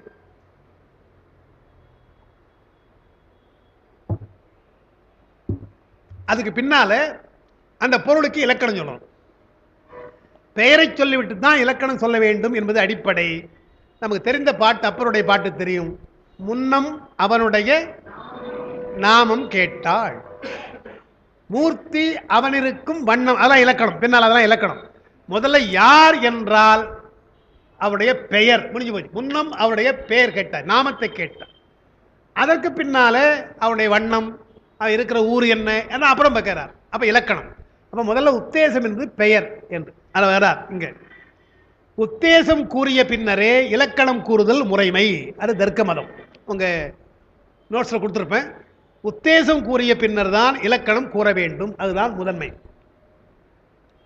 இப்ப என்ன ஆகிறது, உதாரணம் கொடுத்துருக்க. சிவஞான போரத்துல முதல் நூற்பா அந்தம் ஆதி என்பனார் புலவர் என்று வருது இல்லையா? அந்த அந்தம், அந்தம் என்பது என்ன என்றால் அது பெயரா அல்லது இலக்கணமா? அது கேள்வி. சிவஞானபுரம் படிக்கிறது அவ்வளவு சுலபம் கிடையாது. இதெல்லாம் அங்க சொல்றது கிடையாது. சிவஞானபுரம் நடத்துவது எல்லாம் சொன்னா லேட் ஆகும். அங்க அந்தம் ஆதி என்மனார் புலவரத்துல அந்தம் என்பது பெயரா இலக்கணமா என்று கேட்டால் இங்க இருக்கு பாருங்க.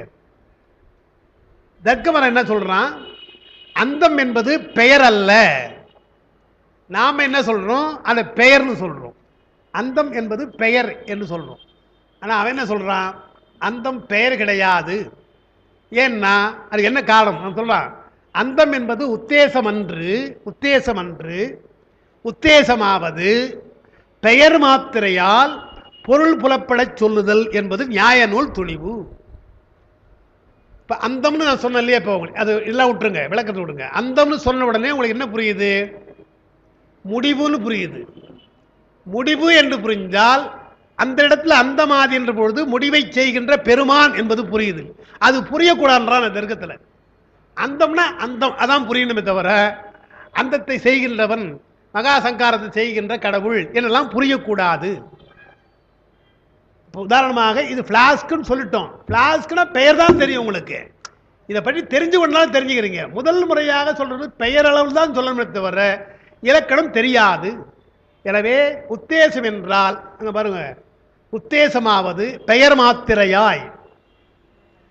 கூட்டத்தில் யாரோ ஒருத்தர் அவர் யாருங்க என்று கேட்போம். யாருங்க என்று கேட்டால் அவர் பெயரை சொல்லுவோம் உடனே, அவ்வளவுதான். அதுக்கப்புறம் தான் மற்றெல்லாம் பெயர் சொல்ற பாருங்க, அதுதான் உத்தேசம். அவரை பற்றி எங்க இருக்கிறார், என்ன பண்றார், அடியாரா, எதுவும் நமக்கு தெரியாது.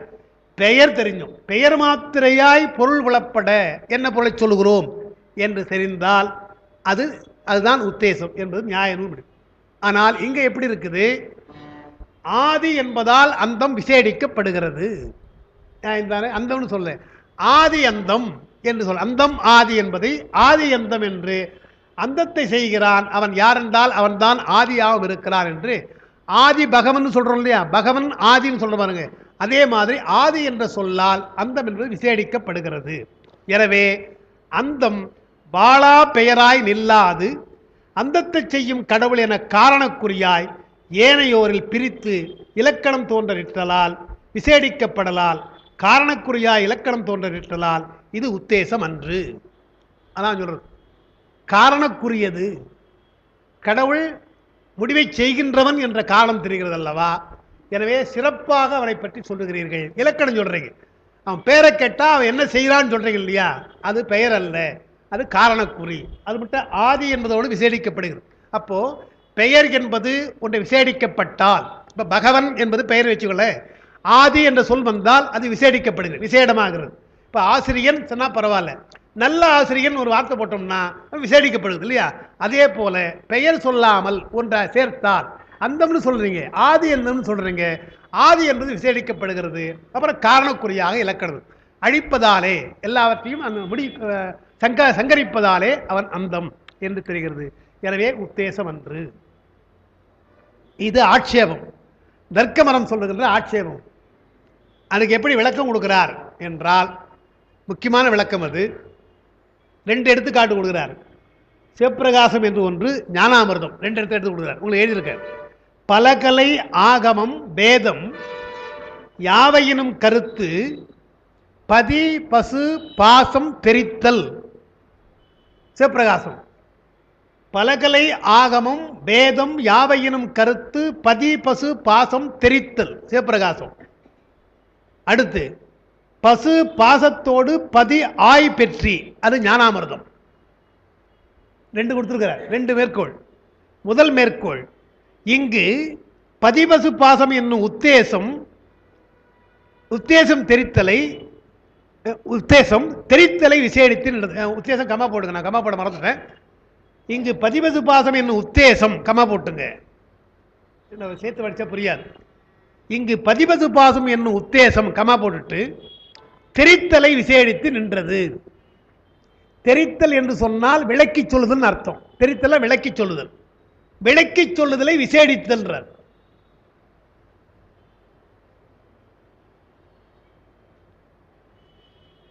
அதுக்கடுத்து பதிபசு பாசத்தோடு பசுபாசத்தோடு பதி ஆய் பெற்றீர்கள். ஆய்தற்கு செயற்படு பொருளாய் நிற்கிறது. ஆய்தல் என்பது ஆராய்ச்சி, ஆராய்ச்சிக்கு எது உதவுகிறது? செயற்படு பொருளாக பதிபசு பாசம் இருக்கிறது. இந்த 2ம் இப்போ அவர் என்ன, இதான் விளக்கம். இது மேலோடப்பட்டா புரியாது. இப்போ நான் விளக்கினா உங்களுக்கு புரியும். இப்போ நான் உங்களை கேட்குற கேள்வி, பதி பசு பாசம் என்பதற்கு நல்ல தமிழ் சொல்லுங்க. இறை உயிர் தலை, இது பெயர் தானே? பதிபசு பாசம் பெயர் தானே? இறை உயிர் தலைகளை நமக்கு இப்போ புரியாது. பதிபசு பாசம் சொல்லுங்க. பதின்னு சொல்லாம சிவம் சொன்னா என்ன? ஏன் அங்க பதின்னு சொல்றீங்க? நம்ம 3 பொருள், படைக்க வல்லவன் அல்லது உயிர்களுக்கு தலைவன் என்பது போல தானே வருது இல்லையா? பதி என்பதற்கு பெயர் தான், அது பெயர் தான். ஆனால் பெயராக இருந்தாலும் உயிர்களுக்கெல்லாம் தலைவன் என்ற பொருள் வருதா இல்லையா? அப்போ அது விசேடிக்கிறதா இல்லையா? சொல், விசேடிக்கிறதா இல்லையா? பசு என்றால் வடமொழியில் பசு என்றால் கட்டப்பட்டதுன்னு அர்த்தம், கட்டப்பட்டதுன்னு அர்த்தம். அப்ப விசேடிக்கப்படுதா இல்லையா? பெயர் தான் அது, விசேடிக்கப்படுதா. பாசம் என்றால் கயிறுன்னு அர்த்தம். கயிறு என்பது உருவப்படுத்துறாங்க, கட்டுவது போல, கட்டுறது உதவியா இருக்கு. அப்போ பதிபசு பாசம் என்பது பெயரா, அது உத்தேசமா இல்லையா? அதான் கேட்கிறார். நீங்க பதிபசு பாசம் என்றாலும் இப்படிதான், இது சொல்லிட்ட. பதி என்றால் தலைவன்க, பசு என்றால் கட்டப்பட்டது, பாசம் என்றால் கட்டுவதற்கு உதவுகின்ற கயிறு என்ற அர்த்தம் உருவகப்படுத்தப்படுகிறது. உருவகப்படுத்தப்படுவதாலேயோ அல்லது அந்த பசு என்ற கட்டப்படுகின்ற செயலை குறிப்பதாலேயோ அல்ல கட்டுண்டிருக்கிற நிலையை குறிப்பதாலேயோ தலைவன் என்ற ஒரு நிலைக்கோ எல்லாம் பெயரா வரல, விசேடமாக வருகின்றது. இறை உயிர் தொலையும் அப்படித்தான். இறை என்றால் இறைவன் வேறு, நான் சொல்லியிருக்கேன், கடவுள் வேறுன்னு சொல்லியிருக்கிறேன். இறைவன் என்றால் உயிர்களை கலப்பது. இறை என்கிற பொழுது கலப்பு நிலை வந்துடுச்சு. இணைந்திருக்கா, கலந்திருக்கிறான். உயிர் என்பது வரும்பொழுது உயிர்த்தல் என்று வருகின்றது, அதனால உயிர் என்று வருகிறது. தடை என்றால் கட்டுப்பாடு, போக முடியாது. காலில் கட்டுப்பாடு, கால் கட்டுன்றாங்க இல்லையா கல்யாணத்தை, அதே மாதிரி கட்டுப்பாடு, போக முடியாது, தடை. எந்த பெயரை சொன்னாலும் அது பெயராக இல்லை. அதான் எடுக்கிறார் சிவஞான முனிவர், தர்க்கத்தை மறுக்கிறார். அங்க எந்த பெயராக இருந்தாலும் வாழா பெயரா நிற்காது, பெயராக இருக்க சொல்லவே முடியாதுன்றார். பெயராக சொல்ல முடியாது, ஏதோ ஒன்று விசேடிக்கப்பட வேண்டும், ஏதோ ஒரு காரணம் அதுக்கு இருக்க வேண்டும். எழுத பாருங்க, இங்கனம் யாதானும் ஒன்றால் விசேடிக்கப்பட்டதாதல், விசேடித்து ஆதல் நிற்றல் என்று வாழா பெயராய் நிற்றல் யாண்டும் இன்மையால். அது சிவஞான பெயர் மட்டுமா இருப்பது என்று எங்கும் கிடையாது, வாழா பெயராய் இருக்காது என்று சொல்லிட்டு அதுக்கு ஒரு விளக்கம் கொடுக்கிறார். அப்ப என்னதான் நீங்க என்ன விளக்கம் கொடுக்குறீங்க என்று கேட்டால், உத்தேசம் என்பது என்ன அது கொடுக்கிறவர்கள் விளக்கம். உத்தேசம்னா என்னன்னு விளக்கம் கொடுக்கிறார். தர்க்கமதம் என்ன சொல்லியது? உத்தேசம் என்றால் பெயர் மாத்திரையில் பொருள் சொன்னால், பொருள் புலப்படும் சொன்னால் அது உத்தேசம். சைவ சித்தாந்த சிவஞான முனிவர் சொல்றது என்ன, அவர் சொல்ற பொழுது முன்னர் கூறப்படுவதாகிய, முன்னர்னா அவர் சொல்றார், நான் பிராக்கெட்ல பின்னர்னு போட்டிருக்கேன். அது என்னன்னா பழைய காலத்துல முன்னே கூறுவாம் அப்படின்னா முன்ன சொன்ன அர்த்தம் கிடையாது, பின்னால சொல்ல போறது அர்த்தம் அது இல்லையா. 8வது பக்கத்துல எழுதுனா வச்சுங்களேன், 8வது பக்கத்துல இனி முன்னர் கூறுவான்னா அது 10வது பக்கத்துல வரும்னு அர்த்தம். 8வது பக்கத்துல 6வது பக்கம் தான் முன்னர் சொல்ல மாட்டாங்க, அது மேலே கூறப்பட்டதுன்னு இல்லையா, அது அப்படி சொல்றது மேலே கூறப்பட்டதுன்னு. இது அந்த சொல் வித்தியாசம். ஆனால் அது உங்களுக்கு குழம்பு கூடாதுக்கான முன்னர் போட்டு பிராக்கெட்ல பின்னர் போட்டிருக்காங்க இல்லையா. முன்னர் கூறப்படுவதாகிய இலக்கணத்தை அவாய் நிற்றலே, அவாய் நிற்றலே அதாவது அவாய் நிற்பதாய் எடுத்துக்கோடலே உத்தேசம் எனப்படும். அப்படின்னா பெயரை சொன்ன உடனே, இப்ப நான் சொல்றேன், இப்ப யாரோ ஒருத்தர் போனாருங்க, அவர் யாருங்கன்னு ஆசைப்பட்டு கேட்குறேன், அவர் யாருங்கன்னு கேட்குறேன், அவர் பேரை சொல்லிட்டேன். சரிங்க பேர் சொல்லுங்க, அவர் யாருங்க சொல்லுங்க, மறுபடியும் கேட்குறமா இல்லையா. பெயர் சொன்னவனே அமைதியா இருந்துடுறோமா, பெயரை சொன்ன பின்னால் அவர் யாருக்கு என்ன சொல்லுங்க என்று அதை பற்றி சொன்னதான் சரிதாம்பா என்று நினைப்போம். அப்ப பெயர் என்று சொன்ன உடனே இன்னும் மேலும் அவரை பற்றி தெரிந்து கொள்வதற்கு ஆர்வம் வருது இல்லையா, அதோட நிற்க மாட்டோம். எனவே மாத்திரை அந்த உத்தேசம் என்றால் மேலும் மேலும் இலக்கணத்தை சொல்வதற்கு தூண்டுகின்ற ஒன்றுதான் உத்தேசமே தவிர பெயர் மட்டுமே உத்தேசம் அல்ல. அதான் நம்ம சொல்றது. அங்க சொல்றாங்க, மேலும் மேலும் பின்னர் கூறப்படுவதாகிய இலக்கணத்தை அவாய் நிற்றலே உத்தேசம் எனப்படும். இப்போ அப்புறம் சொல்லிட்டு ஆகலின் அந்தம் என்பது உத்தேச பொருள் என்பதற்கு இடுக்கின்மை அறிக. அந்தம்னு சொன்னா அது உத்தேசம் தான், பெயர் தானே தவிர அது பெயர் இல்லைன்னு சொல்லாத என்று அதை மறுத்தார். இப்ப நான் உங்களுக்கு சொல்றேன், திருமந்திரம் நான் நிறுத்தம் இல்லையா, அவன் தானே சொன்னார். அவன் சொன்ன உடனே எவன்னு யாரும் கேட்கல, நீங்க யாருமே கேட்கல. ஒன்று அவன் தானே பிரமாணம், அவன் நம்மன்னு சொல்லிட்டு இருந்தேன். அவன் சொல்றீங்க எவன் சார் கேட்கல, ஏன்னா நமக்கு தெரிஞ்சிடும். பின்னாலே இலக்கணம் தெரிகின்றது, பின்னாலே கூற்றுரைத்தான். அவன் அவன் என்று சொல்லுகிறாரே, இது யார், இது யார் என்று கேட்டுக்கொண்டே வந்தால், ஓ கூற்றுரைத்தவனையா, ஓ நல்ல மாதுக்கு நாதனையா என்பது போல அந்த எண்ணம் நமக்கு வரும். எனவே உத்தேசம் என்பது என்ன என்பதை தர்க்க மதம் ஒரு மாதிரி சொல்லுகிறது, சைவ சித்தாந்தம் ஒரு மாதிரி சொல்றது. முக்கியமான விஷயம், தர்க்க மதம் உத்தேசம் என்றால் பெயர் மாத்திரையிலே பொருள் புலப்படும்படியாக சொல்லுதல், அதான் உத்தேசம். சைவ சித்தாந்தம் பெயர் சொன்னால் மேலும் இலக்கணத்தை அவாவுகின்ற ஒன்றுதான் உத்தேசம் என்று சொல்றார். எனவே அவன் என்பது நல்ல மாதுக்கு நாதனை அவாவுகிறது. எனவே அவன் என்பது உத்தேசம். அந்தம் ஆதி என்பதில் அந்தம் என்பது உத்தேசம் என்பது போல, சிவஞான போரத்தில் அந்தம் என்பது உத்தேசம் போல, திருமந்திரத்திலே ஒன்று அவன் என்பதுதான் உத்தேசம் என்று பார்க்க. அதோட முடியல இன்னொரு, ஏன்னா எவ்வளவு விஷயங்கள் ஆழ்ந்து சொல்லியிருக்காங்க. சொல்லுங்கய்யா.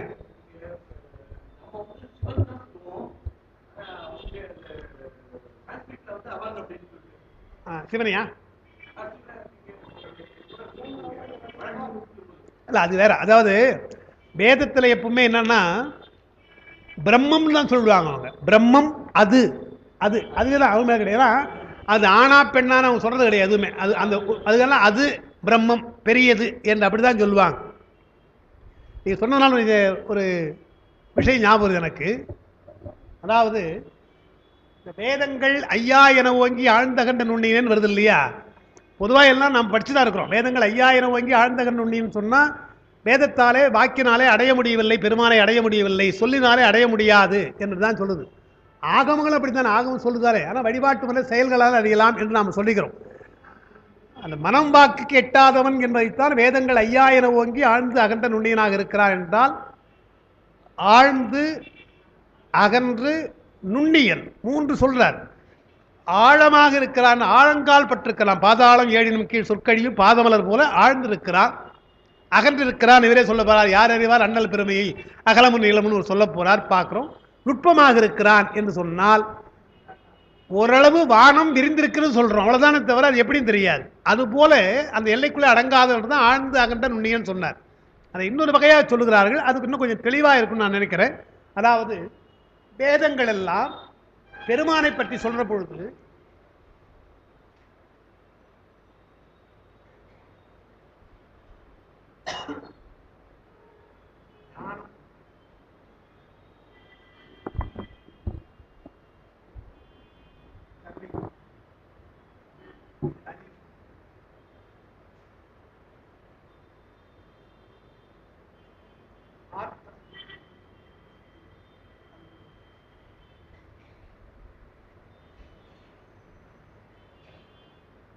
வேதங்கள் எல்லாம் பிரம்மத்தை அல்லது கடவுளை பேரறிவுடையவன், பேராற்றல் உடையவன் என்றுதான் சொல்லுதே தவிர அவன் மிகுந்த கருணை உடையவன் என்று எங்குமே சொல்லலையா. ஒரு பெரிய விஷயம் அது.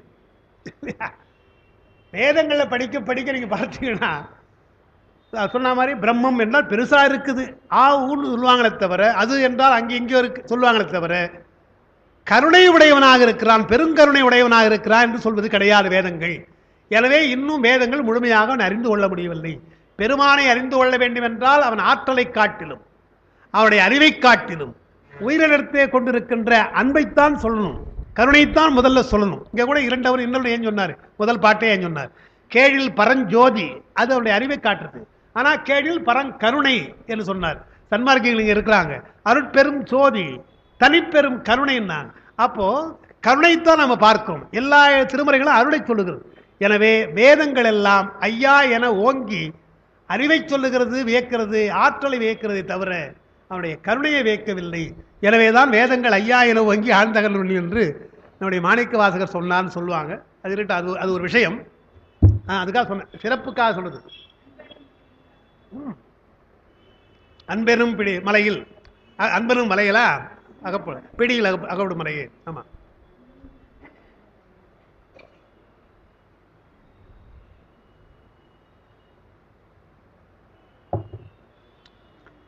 அதுக்கு மேற்பட்டுங்க ஒரு இலக்கணம் தான் இது. இந்த பெயர் அளவுன்னு சொல்ல, பெயராக இருக்கிறது சொல்றதுக்கு அங்கே தொல்காப்பியம் போன்றவற்றிலும் உரையாசிரியர் அதை எழுதுவாங்க. புரிவதற்காக முதல்ல நான் வந்து திருக்குறளை கொடுத்துருக்கிறேன். மடியிலா மன்னவன் எய்தும் அடிகளந்தான் தாயதெல்லாம் ஒருங்கு என்று ஒரு குறள். வெறுவந்த செய்தொழுகும் வெங்கோலன் ஆயின் ஒருவந்தம் ஒல்லை கெடும் என்று 2 குறள் கொடுத்துருக்கிறேன். 2வது குறள் கொஞ்சம் புரியுறது கஷ்டம், முதல் குறள் புரியும். மடியிலா மன்னவன் எய்தும், மடினா சோம்பேறித்தனம், சோம்பல் இல்லாத ஒரு மன்னவன் நிச்சயமாக அவனுக்கு எல்லாம் கிடைக்கும். எது கிடைக்கும் என்றால் உலகம், எல்லாம் ஒருங்கு கிடைக்கும் என்றால் உலகமெல்லாம் அவனுக்கு அடிமையாக இருக்கும், உலகமெல்லாம் அவனுக்கு கிடைக்கும் சொல்ல வர்றார் திருவள்ளுவர். எல்லா உலகம் அவனுக்கு அடிமை என்றார். சோம்பேறித்தனம் எல்லாம் இருந்தால், ஊக்கமோடு இருந்தால்.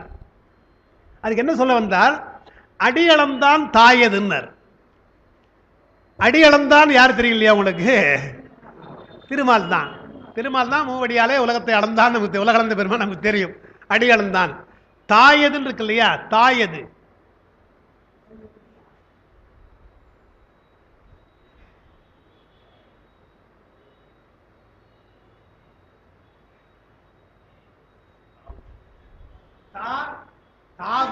தாவுதல், அதான் பழைய சொல். தான் ஒரு சொல். என் தாவுக்கு எடுத்து பாடுறாங்க பேசுறாங்க பேச்சுல. அதான் தா, தாவு, தாவுதல். தாயது அதான் தாயதுன்னு போற, தாவியதுன்னு அர்த்தம். பாட்டில் தாயதுன்னு இருக்குது, தாவியது. அடியளந்தான் தாவியதுன்னர். 3 உலகத்தை அளக்கிற பொழுது தாவிதான் அளந்தான், தாவி அளந்தான் அல்லவா என்று உலகத்தை தாவி அளந்த உலகமெல்லாம் ஒரு மன்னனுக்கு அடங்கும் என்று சொல்ற பொழுது அடியளந்தான் வருது இல்லையா. அடியளந்தான் என்று சொல்றதுக்கு விளக்கம் என்னன்னு சொன்னா, இந்த இடத்துல எழுதுவாங்க, அடியளந்தான் என்பது வாளா பெயராய் நின்றது. பெயராய், அதான் வாளா பெயராய் நின்றது. ஏன் அடியளந்தான்றது, அந்த இடத்துல 3 உலகையும் அளந்தாரே உலகை, அதை சொல்ல வரல அவரு திருவள்ளுவர். திருமால் என்பதற்கு அது ஒரு அடையாளம் இல்லையா, வேற ஒண்ணு. திருமால் சிறப்புடையவன் தான், 3 உலகத்தை அளந்தான்னு உங்களுக்கு எல்லாம் தெரியும் அல்லவா. அந்த பொருளை இங்க சொல்ற அடியளந்தான் என்று சொல்றார். ஏன் அங்க அந்த அடியளந்தான் பேரை போடுறான்னு சொன்னா, திருமாலுக்கு 3 உலகம்னு சொன்னதுனால எல்லா உலகம் இவனுக்கு சொந்தம் இல்லையா மன்னனுக்கு. எனவே உலகமெல்லாம் சொந்தம் என்றால் பூலோகம் மட்டுமல்லப்பா, மூலோகமா இருக்கின்ற பெருமாள் இருந்தால் இல்லையா, அது போல நீ பெருமாளாக ஆகலாம், பெருமாள் போல ஆகலாம் என்பதற்காக அந்த திருமாலுக்கு அடியளந்தான் சொன்னார். அந்த இடத்துல அடியளந்தான் என்பது 3 உலகை அளந்த புராணத்தை சொல்ல வரவில்லை, பெயருக்காக சொல்லப்பட்டது. இதெல்லாம் அங்க எழுதுவாங்க. அடியளந்தாருக்கு வாளா பெயராய் நின்றது. சும்மா பெயர் சொன்னாரே தவிர அந்த இலக்கணமோ அவருடைய செயலோ இங்க சொல்லவில்லை என்று வாமன அவதாரத்தினுடைய விஷயத்தை இங்க சொல்லல. இது மாதிரி வந்தா இதெல்லாம் பெயராய் நின்றது என்று எழுதுவாங்க. அதுதான் சொல்றார், அடியளந்தான் வெங்கோலன் என்பதெல்லாம் பெயராக நின்றது என்று சொல்லி, அதற்கு தொல்காப்பியத்தில் ஒரு செய்தி வருகின்றது. அங்க அதே பாருங்க, நச்சினார் பெயர்நிலை கிளவியின் ஆகுனன்னு தொல்காப்பியத்தில் ஒரு சூத்திரம் உண்டு. அதுக்கு நச்சினார்க்கினியர் உரையில ஒழ்வாள் கரையடி யானைக்கு அல்லது உரை கழிப்பு அறியா வேலோன் ஊரே. வேலோன் என்று வருது, அதை எழுதுறார். வேலோன் என்பது வேலை உடையவன் என்றதுக்காக வரல, பெயருக்காக வருகிறது. அவன் பெயர் தான், வேலோன் பெயர் தான். வேலை உடையவன் அங்கே அர்த்தம் கிடையாது. வேலோன் என்று வருது, பெயருக்காக வருது என்று பொருள் பெயர்ந்து ஒரு பெயர்த்தன்மையாய் நின்றதுன்னு பழைய காலத்திலே நச்சினார்க்கடிகர் அந்த பெயர் வாழா பெயராய் நின்றது என்பதற்கு பொருள் பெயர்ந்துனர். வேலை உடையவன் அங்கே அர்த்தம் வைத்துக் கொள்ளாதீங்க, ஒரு வீரன் வைத்துக் கொள்ளுங்க. வேலோன்றால் வீரன், அங்கே வீரனாக இருக்கிறவன் தான் வேலோன்றது அடைமொழியாக வருகிறது என்று சொன்னார். இதெல்லாம் அந்த காலத்தில் சொல்லுகின்ற ஒன்று. இதெல்லாம் வாழா பெயரா என்றதற்கு தொல்காப்பியெல்லாம் பார்த்தெல்லாம் தெரிஞ்சிருக்கா, நான் கொஞ்சம் எழுதியிருக்கிறேன். அதுக்கு அடுத்தது நாதன் முதலியன, புரிதன் முதலியன. இந்த பாட்டில் பார்த்தீங்கன்னா நாதன் ஒரு வார்த்தை இருக்கிறது. நல்ல மாதுக்கு நாதன், இன்னுயிர் மண்ணும் புனிதன், அந்த இரண்டு வார்த்தையும் சிவபெருமானது பெருமையை உணர்த்துதலால் இந்நூல் சிவனது பெருமையே உணர்த்துவதற்கு எழுந்தது என்பது பெறப்பட்டது. அங்கேயே முதல்ல சொல்லிட்டார், இந்த நூலை நீங்கள் படிச்சீங்கன்னா சிவபரத்துவம் தான் இருக்குமே தவிர மற்ற தெய்வங்களுக்கு இடம் இருக்காது, அதை பார்த்துங்க என்று. சிவனது பெருமையாக இருக்கின்ற புனிதன் என்றும் நல்ல மாதுக்கு நாதன் என்று வருவதாலே இந்த நூல் சிவபெருமானது பெருமையை சொல்லுக போகிறது. அதுக்கப்புறம் அப்படி என்றால் ஒரு கேள்வி, அதில் உயிர்களை பற்றியோ உலகத்தை பற்றியோ இல்லையா என்று கேட்டால் அதாங்க எழுதுறாங்க. உயிர்களின் இயல்பு, அவைகளை பற்றியுள்ள பாசங்கள், இவற்றுடைய இயல்பு இவைகளும் இந்த நூலில் கூறப்படுகின்றன, திருமந்திரத்தில் வருது. ஆனால் அவையெல்லாம் அடிமையும் உடைமையும் ஆகின்றது. பெருமானுக்கு அடிமையும் உடைமையும் ஆகின்றது. பெருமானை சொன்னால் அவனுக்கு அடிமையாக இருக்கின்ற உயிர்களுக்கு ஆகும், அவனுக்கு உடைமையாக இருக்கின்ற உலகத்திற்கு ஆகும் என்று அங்கே எழுதியிருக்கிறேன். சித்து பொருள்கள் எல்லாம் அடிமைன்னு சொல்லணும், சடப்பொருள் எல்லாம் உடைமைன்னு சொல்லணும். மாற்றி சொல்லவுடன் சித்துப்பொருள் ஆன்மாக்கள் இவையெல்லாம் நம்மெல்லாம் அடிமை இறைவனுக்கு, உலகப்பொருள் எல்லாம் அவனுக்கு உடைமை. அப்போ எல்லாம் உன் உடைமை, தாய்மான எல்லாம் உன் உடைமை, எல்லாம் உன் அடிமைன்னு பாடுறார். பெருமானை எல்லா உயிர்களும் உனக்கு அடிமை, எல்லா பொருள்களும் உனக்கு உடைமை என்று சொன்னால் எனக்கு என்ன இருக்கிறது? திருவாசகத்தில் முக்கியமான பாட்டு நான் அடிக்கடி சொல்றது, அப்பா உரையில் அது இருக்கிறது. எழுதுறாங்க, அன்றே என்றன் ஆவியும் உடலும் உடைமை எல்லாமும் வருது இல்லையா? அன்றே என்றன் ஆவியும் உடலும் உடைமை எல்லாமும் குன்றே எனையா என்னை ஆட்கொண்ட போதே கொண்டலையோ என்றால், என்னை எப்பொழுது பணியாளாக ஆளாக நீ கொண்டாயோ அப்பொழுதே இதெல்லாம் கொண்டுட்டேன்றார். ஆனால் சொல்றபடி எப்படி பாடுறார், என்னை கொண்டான்னு பொதுவாக சொல்லவில்லை, பிரித்து சொல்றாரு. என்றன் ஆவி, என்னுடைய உயிர் நான் நினைச்சுக்கிறேன் இல்லையா? எங்க உயிர் என்றன் உயிர் ஆவி, உடல் என்னுடைய உடல் இல்லையா? என்னுடைய என்ன சொல்றேன் இல்லையா? அன்றே என்றன் ஆவியும் என்றன் உடலும் என்றன் உடைமை, அப்படிதான் உடல். அப்ப என்ன அர்த்தம்? உயிரின் நம்ம சொந்தம் கிடையாது, உடல் நமக்கு சொந்தம் கிடையாது. இதுவே ரெண்டுமே சொந்தம்னா இது சார்ந்தது சொந்தமாக இருக்கும்போதா கிடையாது, உடைமை கிடையாது. ஆனால் உடைமை அல்லாதவற்றையெல்லாம் உடைமையாக நாம் எண்ணுகிறோம் அல்லவா? எனவே அவற்றையெல்லாம் அவன் கொள்ளுகிறான் என்ற ஒரு பக்குவம் வந்தால்தான் நாம் அவனுக்கு பணியாள் அல்லது வேலையாள் ஆள், இல்லைன்னா கிடையாது. எனவே அன்றே என்றன் ஆவியும் உடலும் உடைமைன்னு போடுறாங்க. அந்த இடத்துல அப்பா ஒரு விளக்கம் எழுதியிருக்கிறாங்க. இது பாட்டு, இதெல்லாம் நமக்கு பொருத்தம். உடமை நமக்கு என்றைக்குமே பெருமானுக்கு உடமையாக நம்ம நினைக்கிறது கிடையாது, இதெல்லாம் நம்மளுக்கு தான் நம்ம நினைச்சுக்கிறோம் இல்லையா? அதனால் நமக்கு இது பொருந்தும். மாணிக்க வாசகருக்கு ஆட்கொண்ட பின்னாலே எதுவும் உடைமை கிடையாது. அமைச்சராக வந்து பொண்ணு எடுத்துக்கொண்டு குதிரை வாங்க போனாலே, திருப்பெருந்துறையில் ஆட்கொண்ட பின்னாலே அவருக்கு உடைமை எதுவும் கிடையாது. மனைவி மக்கள் எல்லாத்தையும் இந்த விட்டாச்சு, அமைச்சர் எதுவும் விட்டார், அவருக்கு இருந்து ஒரே நினைவு தான். அவர் பாடுறாரு, என்ற உடைமை எல்லாம் என்றார். அதுதான் எழுதுறாங்க. இந்த இடத்துல உடைமை என்பது மாணிக்க வாசகர் சொல்வதாலே ஆன்ம போதம் தற்போதம் என்று கொள்ள வேண்டும் என்கிறார். ஏன்னா ஆன்மாவை கொள்ளலாம், ஆன்ம போதம் இருக்கு இல்லையா, அது விடாது இல்லையா? நான் தான் அப்படின்றோம் இல்லையா, நான் இதை சொன்னேன் என்று வரும். எனவே அந்த ஆன்ம போதத்தையும் கொண்டான் என்பது அதுக்கு அர்த்தம் என்று. என்றால் ஆவி என்பது உடல், ஆவி என்பது உயிர், உடல் அங்கே உடல் உயிரை கொடுக்கிற உடல், உடைமை என்பது உயிருக்கு இருக்கிற தற்போதும் என்று அவங்க எழுதுறாங்க. அதான் அதனால் உடைமை உடல். சித்துப்பொருள் இறைவனது அடிமை, சடப்பொருள் இறைவனது உடைமையினார். சரி, அடுத்து ஒரு விஷயம் அதுவும் எழுதியிருக்காங்கப்பா. போற்றி இசைத்து கூறுகின்றேன் என்று வருது. போற்றி இசைத்து கூறுகின்றேன் என்று வருது. இப்ப திரைப்படம் பார்க்குறாங்களே, திரைப்படத்தில் ஒரு கதாநாயகன் 5 பேரை 10 பேரை சாதாரணமாக அடிக்கிறான். இப்போ நிறைய ஆகி போச்சு, போதெல்லாம் 100 பேர் கூட அடிக்க ஆரம்பிச்சான் இப்போ, காலம் மாற மாற. இதை வந்து நாம் ஏண்டான்னு கேட்க முடியுமா? ஏண்டான்னு வேண்டாம் சும்மா பார்த்து சிரிச்சுட்டு வந்துடுமே தவிர அது ஒன்றும் நமக்கு ஈடுபாடும் கிடையாது, ஒன்றும் கிடையாது. ஆனால் அதுக்காக எவ்வளோ பேர் இருக்கிறாங்க, அது வேறு விஷயம் இல்லையா? அதுபோல சிலவற்றிலே கேள்வி கேட்காமல் அப்படியே பார்ப்பது போலன்றாங்க. என்னன்னா போற்றி இசைத்து கூறுகின்றேன்னு ஒரு வார்த்தை போட்டார். என்றால் இது தோத்திர முறையிலே பாடுகிறேன், அன்பு முறையிலே பாடுகிற பொழுது ஒரு வரையறை இருக்காது. போற்றி இசைத்தால் வரையறை கிடையாது. திருமுறையில் எங்கேயாவது இருக்கா? போற்றி திருத்தாண்டகம் பாடுங்க, அவர் பாட்டு என்னென்ன இருக்குதோ எல்லாவற்றையும் பாடுவார். சீர்திருத்தம் இருக்கிற அந்த மாதிரி எல்லா பொருள்களையுமாக இருக்கிறான் பெரும். நீராவியான நிலையை போற்றின்றார். நீராவி கூட ஒரு தான், நீராவி ஆனவங்க இல்லை, தண்ணீர் தான் சொல்லுவாங்க. தண்ணீரை சுட வச்சு ஆவியா அது கூட நீதான் பாடுறார் என்றால் எல்லாம் நீயாக பாடுகின்ற ஒரு ஆற்று. இது வரையறை இல்லாமல் பாடுவது பக்தியினாலே பாடுறது. அதனால்தான் பல இடங்களில் ரிப்பீட் ஆகுங்க. திருத்தாண்டத்தில் நீ பார்த்து அதே வரை அப்படியே ரெண்டாவது ஒரு 4-5 பாட்டு ரிப்பீட் ஆகும். என்றால் அன்பில் பாடுகிற பொழுது அது ரெப்பிட்டேஷன் கிடையாது. அதிகமாக சொல்கிற பொழுது அன்பினால் வருகின்ற வார்த்தைகள் திருப்பி திருப்பி சொல்லுகின்ற வார்த்தைகள் தான். எனவே அங்கே வரையறை இல்லை. எனவே போற்றி இசைத்து என்றால் வரையறை இல்லாமல் சொல்லுகின்ற தோத்திரம் என்று அர்த்தம். அப்புறம் ஜாகிரதையாக சொல்றார், போற்றி இசைத்தோடு நிறுத்தல. கடைசியாக சொல்ல பாருங்க, கடைசி பாட்டு கடைசி வரி என்ன? நாற்றிசைக்கு நல்ல மாதுக்கு நாதனை கூற்றுரைத்தானை யான் கூறுகின்றேன்னு வருது பாருங்க. கூறுகின்றேனே என்று சொன்னால் வகைப்படுத்துதல். கூறுதல் என்று சொன்னால் வரையறையோடு சொல்லுதல். போற்றினேன் என்று சொன்னால் வரையறை இல்லாமல் சொல்றது. இப்போ நம்முடைய அரசியல்வாதிகள்லாம் தலைவர்களை போற்றுகிறார்கள், கவலையே கிடையாது. அம்மா என்று ஒரு வார்த்தை சொன்னால் எவ்வளோ அதுக்கு பலமாக இருக்குது இல்லையா? அதுக்கு சாதாரணமாக தமிழத்துலேயே வார்த்தை. இன்னைக்கு நம்ம தமிழில் அம்மானா வேறு தான், அப்படி ஆகி போச்சு. அந்த அளவுக்கு போற்றி சொல்லுகிறார்கள் என்றால் அது போற்றி இசைத்தல். அது பொருந்துமா பொருந்தாதா என்பது கிடையாது. போற்றி இசைத்தல். வரையறையா சொல்றது கூறுகின்றான் என்பது நான் பை நடராஜன் அடிக்கடி சொல்றது அதுதான். தமிழர்களுக்கு இது உண்டு பாண்டுவார். அவர் அடிக்கா சொல்றவர் என்ன சொல்லுவார்?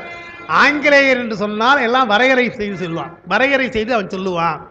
அது எப்படி சொல்லுவார்? அவையெல்லாம் அவன் அளந்து கூறுவான், தமிழன் அளப்பான் அப்படின்னு. ஒரே வார்த்தை என்ன மாற்ற சொல்ல, அவெல்லாம் அளந்து கூறுவான், நாமெல்லாம் அளப்போன்னு. அளந்து சொல்ற விஷயத்துக்கு அளப்போம் இல்லையா? அதே போல போற்றி இசைத்தல் என்றால் அளத்தல் அர்த்தம், கூறுதல் என்றால் அளவாக சொல்லுதுன்னு அர்த்தம். எனவே தோத்திரமாகும் சில இடங்கள் இங்கே வரும், சாத்திரமாகும் பல இடங்கள் வரும், வகையாக வரும். அதை ஜாக்கிரதையா திருமலை சொல்லிட்டார். ஏனென்றால் பாட போறோம். யார் அறிவார் அண்ணல் பெருமையை, அவனன்றி ஊர் புகும் ஆறு அறியேன் இல்லையா? ஒன்று அது பேரூர் வழி ஆறு அதற்குள்ள, தேனுக்குள் இன்பம் சிவப்போ கருப்போ, ஊனுக்குள் இன்பம் அது ஒளிந்திருக்கிறான் என்றெல்லாம் சொல்றார் இல்லையா? இதெல்லாம் வந்து போற்றி இசைத்து சொல்றது. வரையறையா சொல்ற இடங்களும் சிலதான் இருக்கிறது. அதையும் நம்ம பார்க்க போறோம். அதனால அந்த போற்றி இசைத்து கூறுகின்றேன் என்பது வந்து முடிகிறது. அதற்கு 5வது பாட்டில் 5வது பக்கத்தில் ஒன்று சொல்லியிருக்கிறேன். முருகாற்றுப்படை பாடல் அது. யார் பெருமானை பார்த்து பாடுறார்? முருகாற்றுப்படைய நக்கீரர் பாடுறார், பெருமானே உன்னுடைய புகழை நான் பாட வேண்டும் என்று சொன்னால் என்னுடைய அறிவுக்கு அடங்குமா என்று சொல்ற. அலைகள் சோதிகன் சொன்னார் நம்முடைய சேக்கிழார். அதுபோல அளவற்ற ஒரு பெருமையுடையவனை போய் எப்படி சொல்ல முடியும் என்று யான் அறி அளவையின் ஏத்தின். என்னால என்ன சொல்ல முடியும் அதான் சொல்ல முடியுமே தவிர உன்னுடைய பெருமை என்னால் சொல்ல முடியாது. யான் அறி அளவையின் ஏத்தி ஆனாதுன்னர், அடங்காதுன்னர். எவ்வளவு சொன்னாலும் சொல்ல வேண்டும் என்று இருக்கும். யானறி அளவையின் ஏத்தி ஆனாது. ஆனாது என்றால் அடங்காது, தெவிட்டாமல் இருக்குமா? தெவிட்டாது. நின் அளந்து அறிதல், உன்னை அளந்து அறிவது மண்ணுயிருக்கு அருமை. நம்முடைய சிற்றறிவாக இருக்கின்ற உயிர்களுக்கெல்லாம் அருமையானது. எனவே நின் அடி உள்ளி வந்தேன், உன்னுடைய திருவடியை நாடி வந்தேன். முடிஞ்சு போச்சு. முதல்ல சொன்னது அறிவினாலே அளக்கலாம் கொள்ளலாம் என்றால் அதெல்லாம் வகைப்படுத்தலாம் பார்த்தேன், முடியாது. திருவடியை பாராட்டுகிறேன் என்றால் போற்றுகிறேன். முடிஞ்சு போச்சு. வள்ளுவர் திருக்குறளை சொல்லுகிற பொழுது ஏன் அடியை சொன்னார் என்றால் போற்றுகிறார் அர்த்தம். இறைவனடி சேராதார், நட்டால் தொழாதார் எல்லாம் சொல்றாரு, புகழ் புரிந்தார் எல்லாம் சொல்ற. போற்றி புகழ்தல் என்றால் எல்லாவற்றினாலும் பெருமானுடைய அருளினாலே நாம் வாழுகிறோம் என்று புரிந்து கொண்டு அவனை போற்ற வேண்டும் என்றுதான் கடவுள் வாழ்த்து சொல்லுகிறான். பாருங்க, அதான் போற்றி இசைத்து கூறுகின்றேன். இங்கே எழுதியிருக்கிறேன். கூறுகின்றேன் என்பது வரையறை வகை குறிக்கும் சொல். போற்றி இசைத்து என்பது தோத்திர வகையாகிய வரையறப்படா வகை குறித்த சொல் என்பதோடு நுதறிய பொருளோடு அதனை கூறும் முறை இதனோடு பெற்றது. முதல்ல சொன்னது என்ன எண்ணினார் இந்த பாட்டில், இந்த பாடலில் நூலில் என்ன சொல்லப்பட்டது என்றும் அதை எப்படி சொல்லுகிறேன் என்றும் தோத்திர முறையிலும் சாத்திரம் என்று நான் சொல்லுகிறேன் என்று வரும். அதோட நமக்கு முடியுது. அடுத்து நூற்சிறப்பு என்று 2 பாட்டு முடிந்தது. 3வது பாட்டு நூற்சிறப்பு. ஒக்க நின்றானை உலப்பிலி தேவர்கள் நக்கன் என்று ஏத்திடும் நம்பனை நாள்தோறும் பக்கம் நின்றார் அறியாத பரமனை புக்கு நின்று உன்னி யான் போற்றுகின்றேனே. இங்கேயும் மறுபடியும் போற்றுகின்றேன் பரவர்கள் போற்றுகின்றேன் சொல்றார் இல்லையா. ஒக்க நின்றானை உலப்பிலி தேவர்கள் தேவர்களுக்குள்ளே தேவர்களாக ஒக்க நிற்கிறான். அவனும் தேவனாகவே இருக்கிறான். உயிரோடைய நாம் சீவான்மா அவன் பரமான்மா என்பது போல ஆன்மாக்கள் போலவே அவனும் இருக்கிறான். சிவஞான போதத்தில் அருந்துயர் குரம்பையின் ஆன்மா நாடி என்று வருகிறது. அந்த ஆன்மா நாடி என்பதற்கு உரை எழுதுகிற பொழுது சிவஞான முனிவர் ஆன்மா என்பதால் இங்கே பரமான்மாவும் கொள்ளப்படும் என்று எழுதுகிறார். அவங்க நேரமா ஆன்மா என்றால் பரமான்மாவையும் கொள்ள வேண்டும் என்று எழுதுகிறார். அப்ப ஆன்மா என்பதனாலே சிவான்மையும் குறிக்கலாம், பரமான்மாவையும் குறிக்கலாம். ஒரே தன்மை உடையது. இனத்தினாலே ஒன்றாக இருக்கிறது. வேறுபாடு இருக்கலாம், ஆனால் இனத்தினாலே ஒன்றாக ஆன்மாக்களும் பெருமானும் இருக்கிறான் என்பது போல அவனும் தேவனாக இருக்கிறான். தேவர்களுக்குள்ளே தேவனாக இருக்கிறான். அதான் ஒக்க நின்றான். பெருமானை மகாதேவன் என்றுதான் நாம சொல்றோம் அல்லவா. எனவே ஒக்க நின்றான். யாரு? உலப்பிலி தேவர்கள். உலப்புதல் என்றால் உலத்தல் என்றால் அழிதல் அர்த்தம். அழியாத தேவர்கள் என்ற அர்த்தம் அது உபச்சாரமாக சொல்லப்படுதான். உயிர்களை நோக்க நம்ம எல்லாம் நோக்க அவர்கள் அழியாதவர்கள் தான். ஏன்னா நம்மை காட்டில் அவர்கள் நீண்ட நாள் வாழுகிறார்கள். எனவே அவர்கள் உலப்பிலி தேவர்கள் என்று சொல்றார். என்ன பண்றாங்க? நக்கன் என்று ஏத்திடும் நம்பன். 2 வார்த்தை சொல்றார். நக்கன் ஒரு வார்த்தை சொல்றார், நம்பன் என்று ஒரு வார்த்தை சொல்றார். இந்த 2மே நமக்கு நமச்சிவாய பரிதியில் வரும். நக்கன் நாம நமச்சிவாயவே என்று வரும், நம்பன் நாம நமச்சிவாய என்று வரும், நாதன் நாம நமச்சிவாய என்று வரும். இதெல்லாம் முக்கியமான சொற்களான பார்க்கணும். நக்கன் என்றால் பார்ப்போம், அது என்னென்று பார்ப்போம். அப்புறம் பக்கம் நின்றார் அறியாத பரமனை புக்கு நின்று உன்னி யான் போற்றுகின்றேன். முதல்ல தேவர்கள் அழியாதவர்கள், நம்மை நோக்க அழியாதவர்கள். அந்த தேவர்களுக்கு தேவனாக பெருமான் இருக்கின்றான் என்பது ஒக்க நின்றானை என்று சொல்லிட்டார். ஒரே நிலையிலே அவரோடு இருக்கிறான் என்று சொல்லியாச்சு. அதுக்கப்புறம் நக்கன் என்ற வார்த்தை உங்களுக்கு போட்டிருக்க, அதற்கு திகம்பரன் என்று அர்த்தம்ன்றார். திகம்பரன் என்று சொன்னால் அம்பரம் என்றால் ஆடை, திக்கு என்றால் திசை. திசையே ஆடையாக உடையவன் என்று அர்த்தம். திசையே ஆடையாக உடையவன் என்று அர்த்தம். அதான் திகம்பரன் என்று அர்த்தம். இந்த திசையே ஆடையாக உடையவன் என்று சொன்னால் பெருமானை சொல்லுகிற பொழுது ஒரு அர்த்தம், திகம்பரன் என்ற சொல்லை சமணருக்கு சொல்லுகிற ஒரு அர்த்தம். ஏன்னா சமணர்கள் திகம்பர சமணர்கள் இருக்காங்க இல்லையா, ஸ்வேதாம்பரர் திகம்பரர் என்று 2 பேர் சொல்லுவாங்க. ஸ்வேதம் என்றால் வெண்மையின் அர்த்தம். எனவே வெண்மையான ஆடையுடையவங்க ஸ்வேதாம்பரர். அந்த வெண்மையான ஆடையுமே இல்லாமல் இருந்தால் அவர்கள் திகம்பரர் என்று சொல்றோம். அப்ப சமணர்களை சொல்லுகிற பொழுது திகம்பரர் என்று சொன்னால் ஆடையற்றவர்கள் என்று அர்த்தம். அங்க ஆடையற்று சொன்னால் நல்லா இல்லை, நயமா இல்லைன்றதுக்காக திசையே ஆடையாக இருக்குதா உங்களுக்கு என்று திசையே ஆடையாக என்று நம்ம நயமா சொல்லிட்டோம். ஆனால் பெருமானுக்கு சொல்லுகிற பொழுதும் அதே திகம்பரன் சொன்னால் அது வியாபகத்தை குறிப்பது, ஆடையற்றதை குறிப்பது கிடையாது. அவனுக்கு என்ன ஆடையாது ஒன்றும் கிடையாது இல்லையா. அவன் வியாபகமாக இருக்கிறான், திசை ஊராக இருக்கிறான். அங்கே திக் என்றால் திசை, திசையே ஆடையாக இருக்கிறான் சொன்னா எல்லா திசைகளும் கலந்திருக்கிறான், வியாபகத்தை குறிப்பது. அப்ப திகம்பர் என்ற சொல் சமணர்களை சொல்லுகிற பொழுது ஒரு அர்த்தம், பெருமானை சொல்லுவது அர்த்தம். அதைத்தான் தமிழ்ல நக்கன் என்று சொல்றாங்க. நக்கன் என்று சொன்னால் சிரிப்பு வருகின்ற ஒன்று என்ற அர்த்தம். சிரிப்பு வருகின்ற ஒன்று நக்கன் என்று சொல்றது. நக்கன் என்று ஏத்துகின்றார், கிண்டல் பண்ணார், சிரித்து கிண்டலா பண்றாங்க. நக்கன் என்று ஏத்திடும் என்று சொன்னார். என்றால் நக்கனாக வந்தது எப்பொழுது என்றால் பிச்சாடர் உருவம் இல்லையா, பிச்சாடர் உருவம் அப்பதான் வந்தார். அவர் எல்லாரும் பாராட்டினார் நமக்கு தெரியும். எனவே நக்கன் என்று ஏத்திடும். நம்பன் என்ற ஒரு வார்த்தை, நம்பன் என்று சொன்னால் விரும்புவதற்கு உரியவன் அர்த்தம். விரும்புவதற்கு அல்ல விருப்பத்திற்கு உரியவன் அர்த்தம். தொல்காப்பியத்தில் நம்பிக்கைன்னு ஒரு வார்த்தை வருது, அதை அதையும் சொல்லிடணும். நம்பும் மேவும் நசையாகுமே என்று தொல்காப்பியம். நம்பும் மேவும், மேவுதல் என்று சொன்னாலோ நம்புதல் என்று சொன்னாலோ அதெல்லாம் விரும்புதல் அர்த்தம். இங்கே நம்பன் என்றால் விருப்பத்திற்கு உரியவன். நாம் விரும்பினால் அவன் நம்மை விரும்புவான். நாம் அவனை விரும்பவில்லை என்றால் அவன் நம்ம பற்றி கவலைப்பட மாட்டான். அதான் நம்பன். அதான் நம்பன் நாம் என்றார். அப்புறம் பக்கம் நின்றார் அறியாத பரவன்.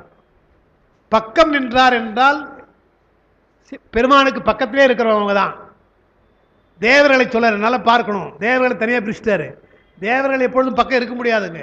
விரும்பினால் பெர்மிஷன் கேட்டு, அது நந்தி பெருமானை பெர்மிஷன் கேட்டு போய் பார்க்கணுமே தவிர பக்கத்தில் நிற்க முடியாது. தேவர்கள் உலகம் நேற்று கூட சொன்னேன். 7 உலகம் சொல்கிற பொழுது விண்ணுலகம் தனி, பிரம்ம உலகம் விஷ்ணு உலகம் தனித்தனியாக சொன்னேன். அவளாம் அங்கங்கே இருக்கிறாங்க.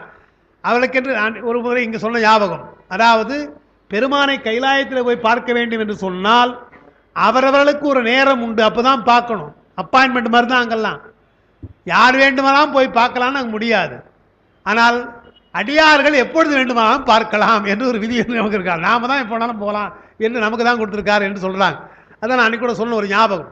இன்றைக்கு பெருமானை நான் தரிசிக்க வேண்டும் என்று நீங்கள் இந்த நாளிலே முடிவு செய்துக்கணும். அது முக்கியங்க. ஏங்க தேவர்களுக்கெல்லாம் டைம் கொடுக்குறாங்க, நமக்கு ஒரு டைம் கொடுக்கணும் இல்லையா? இல்லையா? நாம் என்ன பண்ண, ஏன்னா நிறைய பேர் வருவாங்க இல்லையா? உங்ககிட்ட பெர்சனலாக ஏதாவது பேச வேண்டும்னா அப்பாயின்மெண்ட் வாங்கி போனேன் டாக்டர்கிட்ட இல்லையா? அது மாதிரி நாம் பார்ப்போம். இதெல்லாம் எல்லாரும் தெரியும். டாக்டர்கிட்ட போய் உட்காந்துருப்போம். முன்னே யாராவது பேசுவாங்க, போனால் இன்னும் வரவே காணுவா, என்ன பேசணும்னு தெரியல. நாம் போனால் அதே மாதிரி தான் உட்காந்துருப்போம். உட்காந்து இல்லையா? அவரவர்களுக்கு அது முக்கியம் இல்லையா? அதுபோல் பெருமானை தரிசிக்க வேண்டும் என்றால் நாம் என்ன பண்ணணும்? நமக்கு சோமவாரம் திங்கட்கிழமை பெருமானே, ஏகம்ப பெருமானே, திங்கட்கிழமை எனக்கு 7 மணி மேல் தான் வீட்டுக்கு வருவேன், 7லேருந்து 8 மணிக்குள்ளே ஒன்று வந்து பார்க்குறேன் என்று முடிவு பண்ணிக்கணும். நீங்கள் அப்படி முடிவு பண்ணிட்டீங்கன்னா பெருமானை கூட காத்துட்டு இருப்பாங்க. நீங்கள் அதை விடக்கூடாது. பின்னால் எழுத போகிற நியமம்னு ஒன்று வருது. நியமம் என்பது மிக முக்கியம். அந்த நியமத்தில் நாமே முடிவு செய்து கொண்டு பெருமானை தரிசிக்க வேண்டும் என்று முடிவு செய்ய, அப்போ உடுப்பா அவர் வருவார்ப்பா என்று பெருமான் காத்து கொண்டிருப்பானா இல்லையா? தேவர்களுக்கு அப்படி கிடையாது. ஏன் இப்போ வரல, லேட்டாக வச்சா, நாளைக்கு வா என்று அனுப்புவாரா? அப்படி தான் நமக்கு முதல்ல சேக்கிழார் பெரிய புராணத்தை அப்படி தான் ஆரம்பிக்கிறார். பிரம்மன் போய் தேடி போய் மேய காலம் அலாமையால் அவன் பார்க்க முடியல, லேட்டாக போச்சு, லேட்டாக போட திருப்பி அரிச்சிட்டார் என்று வருகிறது இல்லையா? அதை சொல்கிறார். பக்கம் நின்றார் என்றால் தேவர்கள் அல்ல, பிரம்ம விஷ்ணுக்கள் அல்ல, இந்திர யாரும் கிடையாது. யார் என்றார்? ஒன்று ஜீவன் முத்தர்கள், இரண்டாவது பரமுத்தர்கள். 2 பேர் தான். ஜீவன் முத்தரும் பரமுத்தரும் பெருமானுடைய திருவடியை சேர்ந்தவர்கள். இங்கேயே இருந்து கொண்டு பெருமானை எண்ணுகின்ற சீவன் முத்தர்கள். அவங்க தான் பக்கம் நின்றார், பெருமான் பக்கத்திலேயே இருக்கிறான், பக்கத்திலேயே என்று எண்ணுகிறார். சீவன் முத்தர்கள் பரமுத்தர்கள். அது 2 யாரும் தெரியல. சீவன் முத்தர்கள் அங்கே சொன்ன இல்லையா, இங்கே உடம்போடு இருந்து கொண்டு இந்த உலகத்திலே இருந்து கொண்டு பெருமானையே நினைத்து கொண்டு, வேறு எந்த நினைவு இருக்காரு, பெருமானே நினைத்து கொண்டிருக்கிறாங்க. அவங்களாம் ஜீவன் முத்தர்கள்.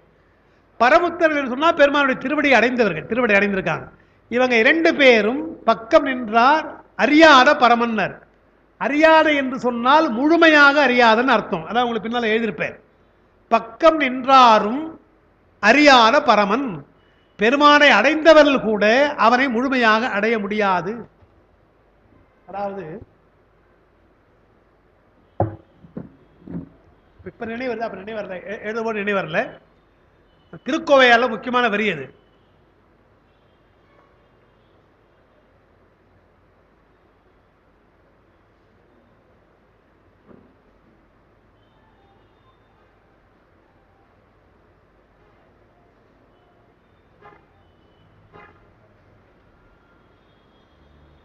திருக்கோவையார்ல உணர்ந்தார்க்கு உணர்வறியோன் என்று வரும். உணர்ந்தார்க்கு உணர்வறியோன் இப்படி இது வரும். உணர்ந்தவர்கள் ஆனால் உணராதவன்றார். உணர்ந்தவர்கள் ஆனால் உணர்ந்தவர்களுக்கு உணர்வு கிடையாது, உணர்வறியோன்றார். உணர்ந்தார்க்கு உணர்வறியோன் என்ற வரி வருது. பேராசிரியர் உரையில் எழுதுறாரு. இந்த உணர்ந்தார்க்கு உணர்வை எப்படி வைத்துக்கொள்ளணும்? உணர்ந்தார்க்கும் உணர்வறியோன் என்று வைத்துக்கொள்ளணும். ஒரு உரை, அது ஒரு உரை. பாட்டு அப்படி இல்லை. பாட்டு உணர்ந்தார்க்கு உணர்வறியோன் தான். ஆனால் உரை எழுதுகின்ற பொழுது உணர்ந்தார்க்கும் என்று வைத்துக் கொள்ளலாம். வைத்துக்கொண்டு அறிந்தவர்களுக்கும் கூட அவன் முழுமையாக அறிய முடியாதவன் என்று வைத்துக் கொள்ளலாம் என்று உணர்ந்தார்க்கும் என்று ஒரு உண்மை போடுறாங்க. ஒன்று. பேராசிரியர் உரை ரொம்ப அழகா இருக்கிறது. அவர் எழுதுறார்.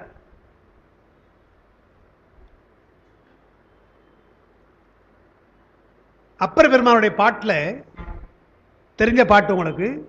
உயிராவணம் இருந்து உற்று நோக்கி உள்ளக்கிழியில் உரு எழுதி உயிர் ஆவணம் செய்து உன் கை தந்திட்டால் உணரப்படுவாரோடு ஒட்டி வாழ்கின்றார். அதுவரையில் உயிர் ஆவணம் செய்தெல்லாம் சரிங்க. உணரப்படுவாரோடு ஒட்டி வாழ்கின்றது அதை செயற்பாட்டு வினையா சொல்றாரு. தானா தன்வினையா சொல்லலை, பிறவினையா சொல்றார். உணரப்படுவார், உணர்வேன்னு சொல்லாம உணரப்படுவான்றார்.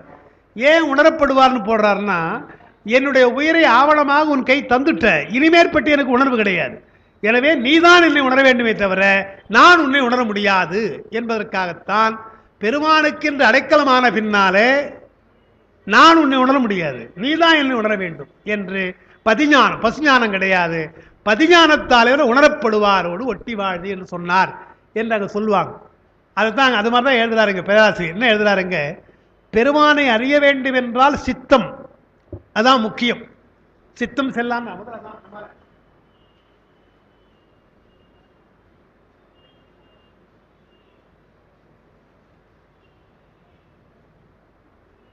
சித்தத்தால் தான் பெருமானை உணர வேண்டும். மனம் புத்திலாம் கிடையாது, அகங்காரம் நிச்சயமா கிடையாது. எனவே சித்தத்தால் உணரணுன்றாங்க. நமக்கு தெரியும், சித்தத்தில் சித்திக்கும் தேனெல்லாம் பாடுறோம். இந்த சித்தம் என்பது என்ன என்றால் 3 குணங்கள், சாத்விகம், ராஜசம், தாமசம், 3 குணங்களும் சமமாக வெளிப்படுகின்ற நிலை.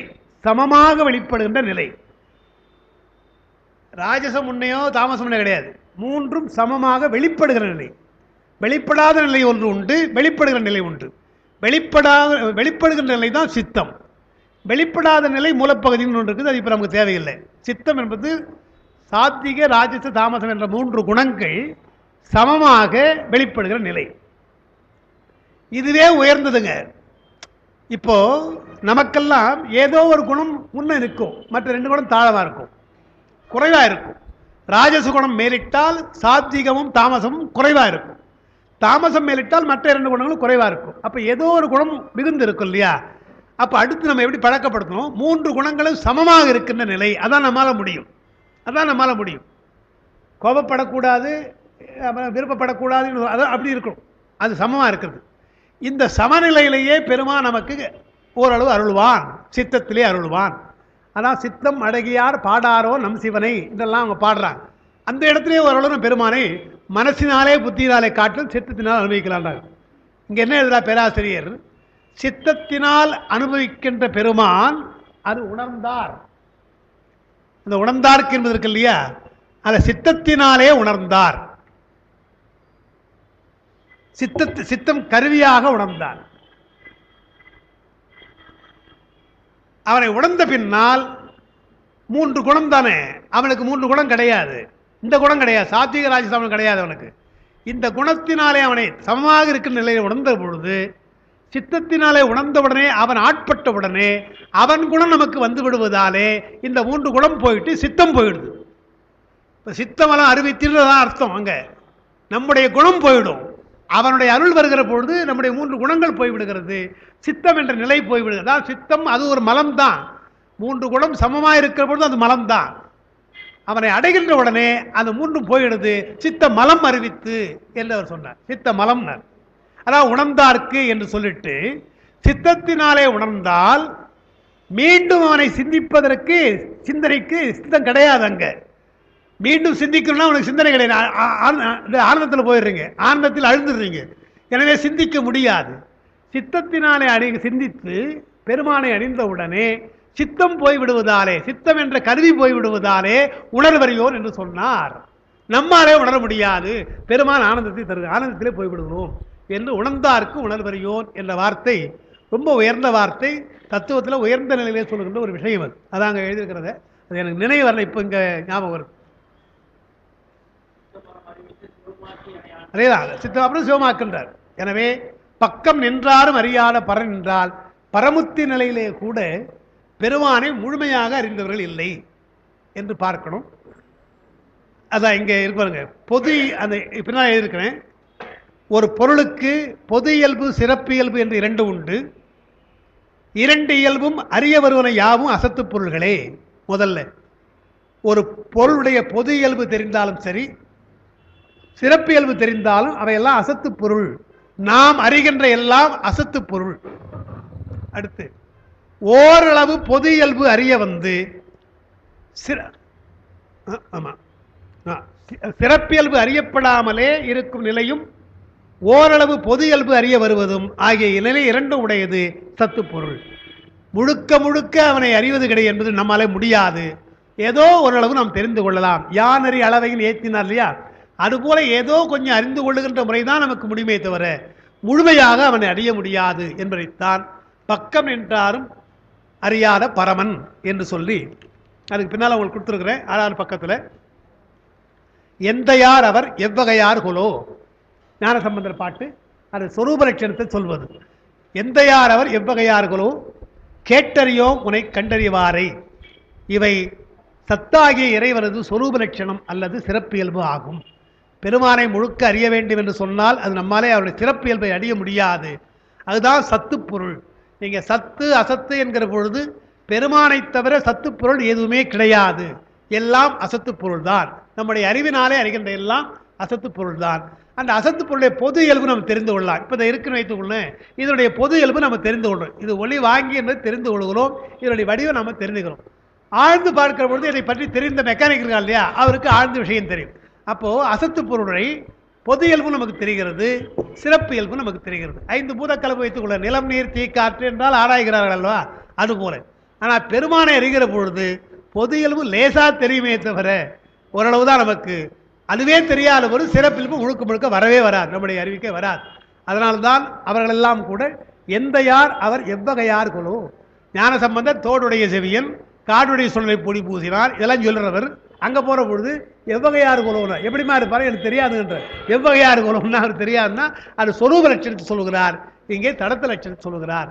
கேட்டறியோம் உன்னை கண்டறிவாரை திருவாசகத்தில் உன்னை முழுமையாக கண்டறிகின்ற சொரூப லட்சணத்தை நான் பார்க்கவில்லை என்று சொல்கிறார் என்பது. இதுதான் சத்தாகிய இறைவன் சொரூப லட்சணம் என்று ஒன்று. இந்த ஒரே ஒரு விஷயம் சொல்லிடுறேங்க. அந்த இதனை இப்படி இப்படி பொது இயல்பு தெரியாமல் ஓரளவு தெரிந்து கொண்டு சிறப்பியல்பு நம்முடைய அறிவிக்கே வராமல் இருக்கு இல்லையா, அதற்கு என்ன பொருள் என்று அதுக்கு ஒரு சொல்லுகிறார்கள். சிவசத்து என்கிறார். சத்து அல்ல சிவசத்து என்று சொல்ல வேண்டும். நாம் சொல்ற ஒரு டெக்னிக்கல் டேர்ம் அதுதான். பெருமானை சொல்லுகிற பொழுது சத்து பொருள் என்று சொல்லாமல் சிவசத்து என்று சொல்ல வேண்டும். அது என்ன அர்த்தம் எழுதியிருக்கிறேன். பசுஞானம் பாசஞானம் இவற்றால் அறியப்படாததால் சிவம். நம்முடைய அறிவினாலோ உலகத்தினுடைய அறிவினாலோ அறிந்து கொள்ள முடியாததால் அவன் சிவம். ஆனால் பதிஞானத்தால் அறியப்பட்டால், அவன் சொன்னால் வைத்துங்க, அவன் காட்டினால், அவன் அறிவித்தால் அறிவதாலே அது சத்து. எனவே பெருமானை சிவசத்து என்று நாம் சொல்லலாம் என்றுதான். வாக்கு என்பது பாசஞானம், மனம் என்பது பசுஞானம். எனவே வாக்கு மனாதீதன் என்றால் வாக்குக்கு மனத்திற்கு அப்பாற்பட்டவன், பசுஞானத்திற்கும் பாசஞானத்திற்கும் அப்பாற்பட்டவன் என்று சொல்வதுதான் உலகெல்லாம் உணர்ந்து ஓதற்கு அறியவன் என்று சொன்னார். அது மனம் வாக்குக்கு எட்டாதவன் என்பது. திருவருள் என்பதுதான் பதிஞானம். அவருடைய திருவருள் தான் நமக்கு பதிஞானமாக இருக்கிறது. அதனால் வாழ்த்தி வணங்குவோம் என்று சொல்றார். அது ஒரு பாட்டு திருக்கழிட்டுப்படியாரில், கடல் அலைத்தே ஆளுதற்கு கைவந்து நின்றும் கடல் அளக்க வாராதார் போல். திருக்கழிட்டுப்படியார். கடலில் போய் நீந்துகிறோம் அல்லது நின்று கொண்டிருக்கோம்னு சொன்னால் அலை வருகிறது போகுது எல்லாம் பண்ணுறோம் கொள்றோம் நீந்துறோம். ஆனால் அதனுடைய ஆழம் தெரிகிறதா அளக்க முடிகிறதா என்றால் முடியாது. அதுபோல பெருமானுடைய அருளிலால் திளைக்கலாம், அருளில் கொஞ்சம் திளைக்கலாம், அதுபோல கொஞ்சம் தான். எப்படி அலை வந்து காலில் பட்டு போகிறதோ அதுபோல கொஞ்சம் திளைக்கலாம், ஆனால் அவனை அளக்க முடியாது என்று கடல் அளக்க வராதால் என்று சொன்னார். அதைத்தான் இங்கே சொல்கிறாருன்னு முடிக்கிறேன். அதை சொல்லி முடிச்சுடுறேன். பாட்டை பாருங்க. இப்போ பக்கம் நின்றாரும் அறியாத பரமன் அவனை புக்கு நின்று உன்னி யான் போற்றுகின்றேன். புக்கு நின்று உன்னி யான் போற்றுகின்றேன். புக்கு என்றால் புகுந்துன்னு அர்த்தம். புகுந்துன்னு அர்த்தம் அங்கே எழுதியிருக்கிறேன். உண்ணுதல் என்றால் நினைத்தல் அர்த்தம். நினைத்தல். இறைவனை அடைகின்ற பொழுது நமக்கே கூட ஒரு பொருளை அறிகிறோம் என்று சொன்னால் நம்முடைய நிலையில் 5 சொல்லுவாங்க. நமக்கு 5 அவஸ்தைகள் இதற்கு பெயர். நனவு, கனவு, உறக்கம், பேருறக்கம், உயிர்ப்படங்கள். இதை வடமொழியில் சொன்னால் ஜாக்கிரம், சொப்பனம், சுழுத்தி. இது 3 தெரியும். துரியம் துரியாதீதம் 2 சொல்கிறாங்க இல்லையா, துரியம் துரியாதீதம் என்று 4 சொல்கிறாங்க. 5 அந்த துரிய நிலை என்பது தான் இங்கே சொல்ல வருங்க. புக்குரிட்டல் என்பது துரியாதீதம், உண்ணுதல் என்றால் துரிய நிலை. நினைக்கின்றது இருக்கு இல்லையா, பெருமானை பற்றி நினைத்து சொல்றோம் இல்லையா, நினைப்பு என்பது துரியம். நினைப்பும் அடங்கினால், நினைப்பற நினைந்தேன்னு பாடுறார் இல்லையா, நினைப்பும் அடங்கினால் அது துரியாதீதம். இது ரெண்டு நிலை. இப்போ திருமூலர் அதீத நிலையில் இருக்கிறாரா துரிய நிலையில் இருக்கிறாரா என்றால் அது என்ன புக்கு நின்று அப்படின்னாரு.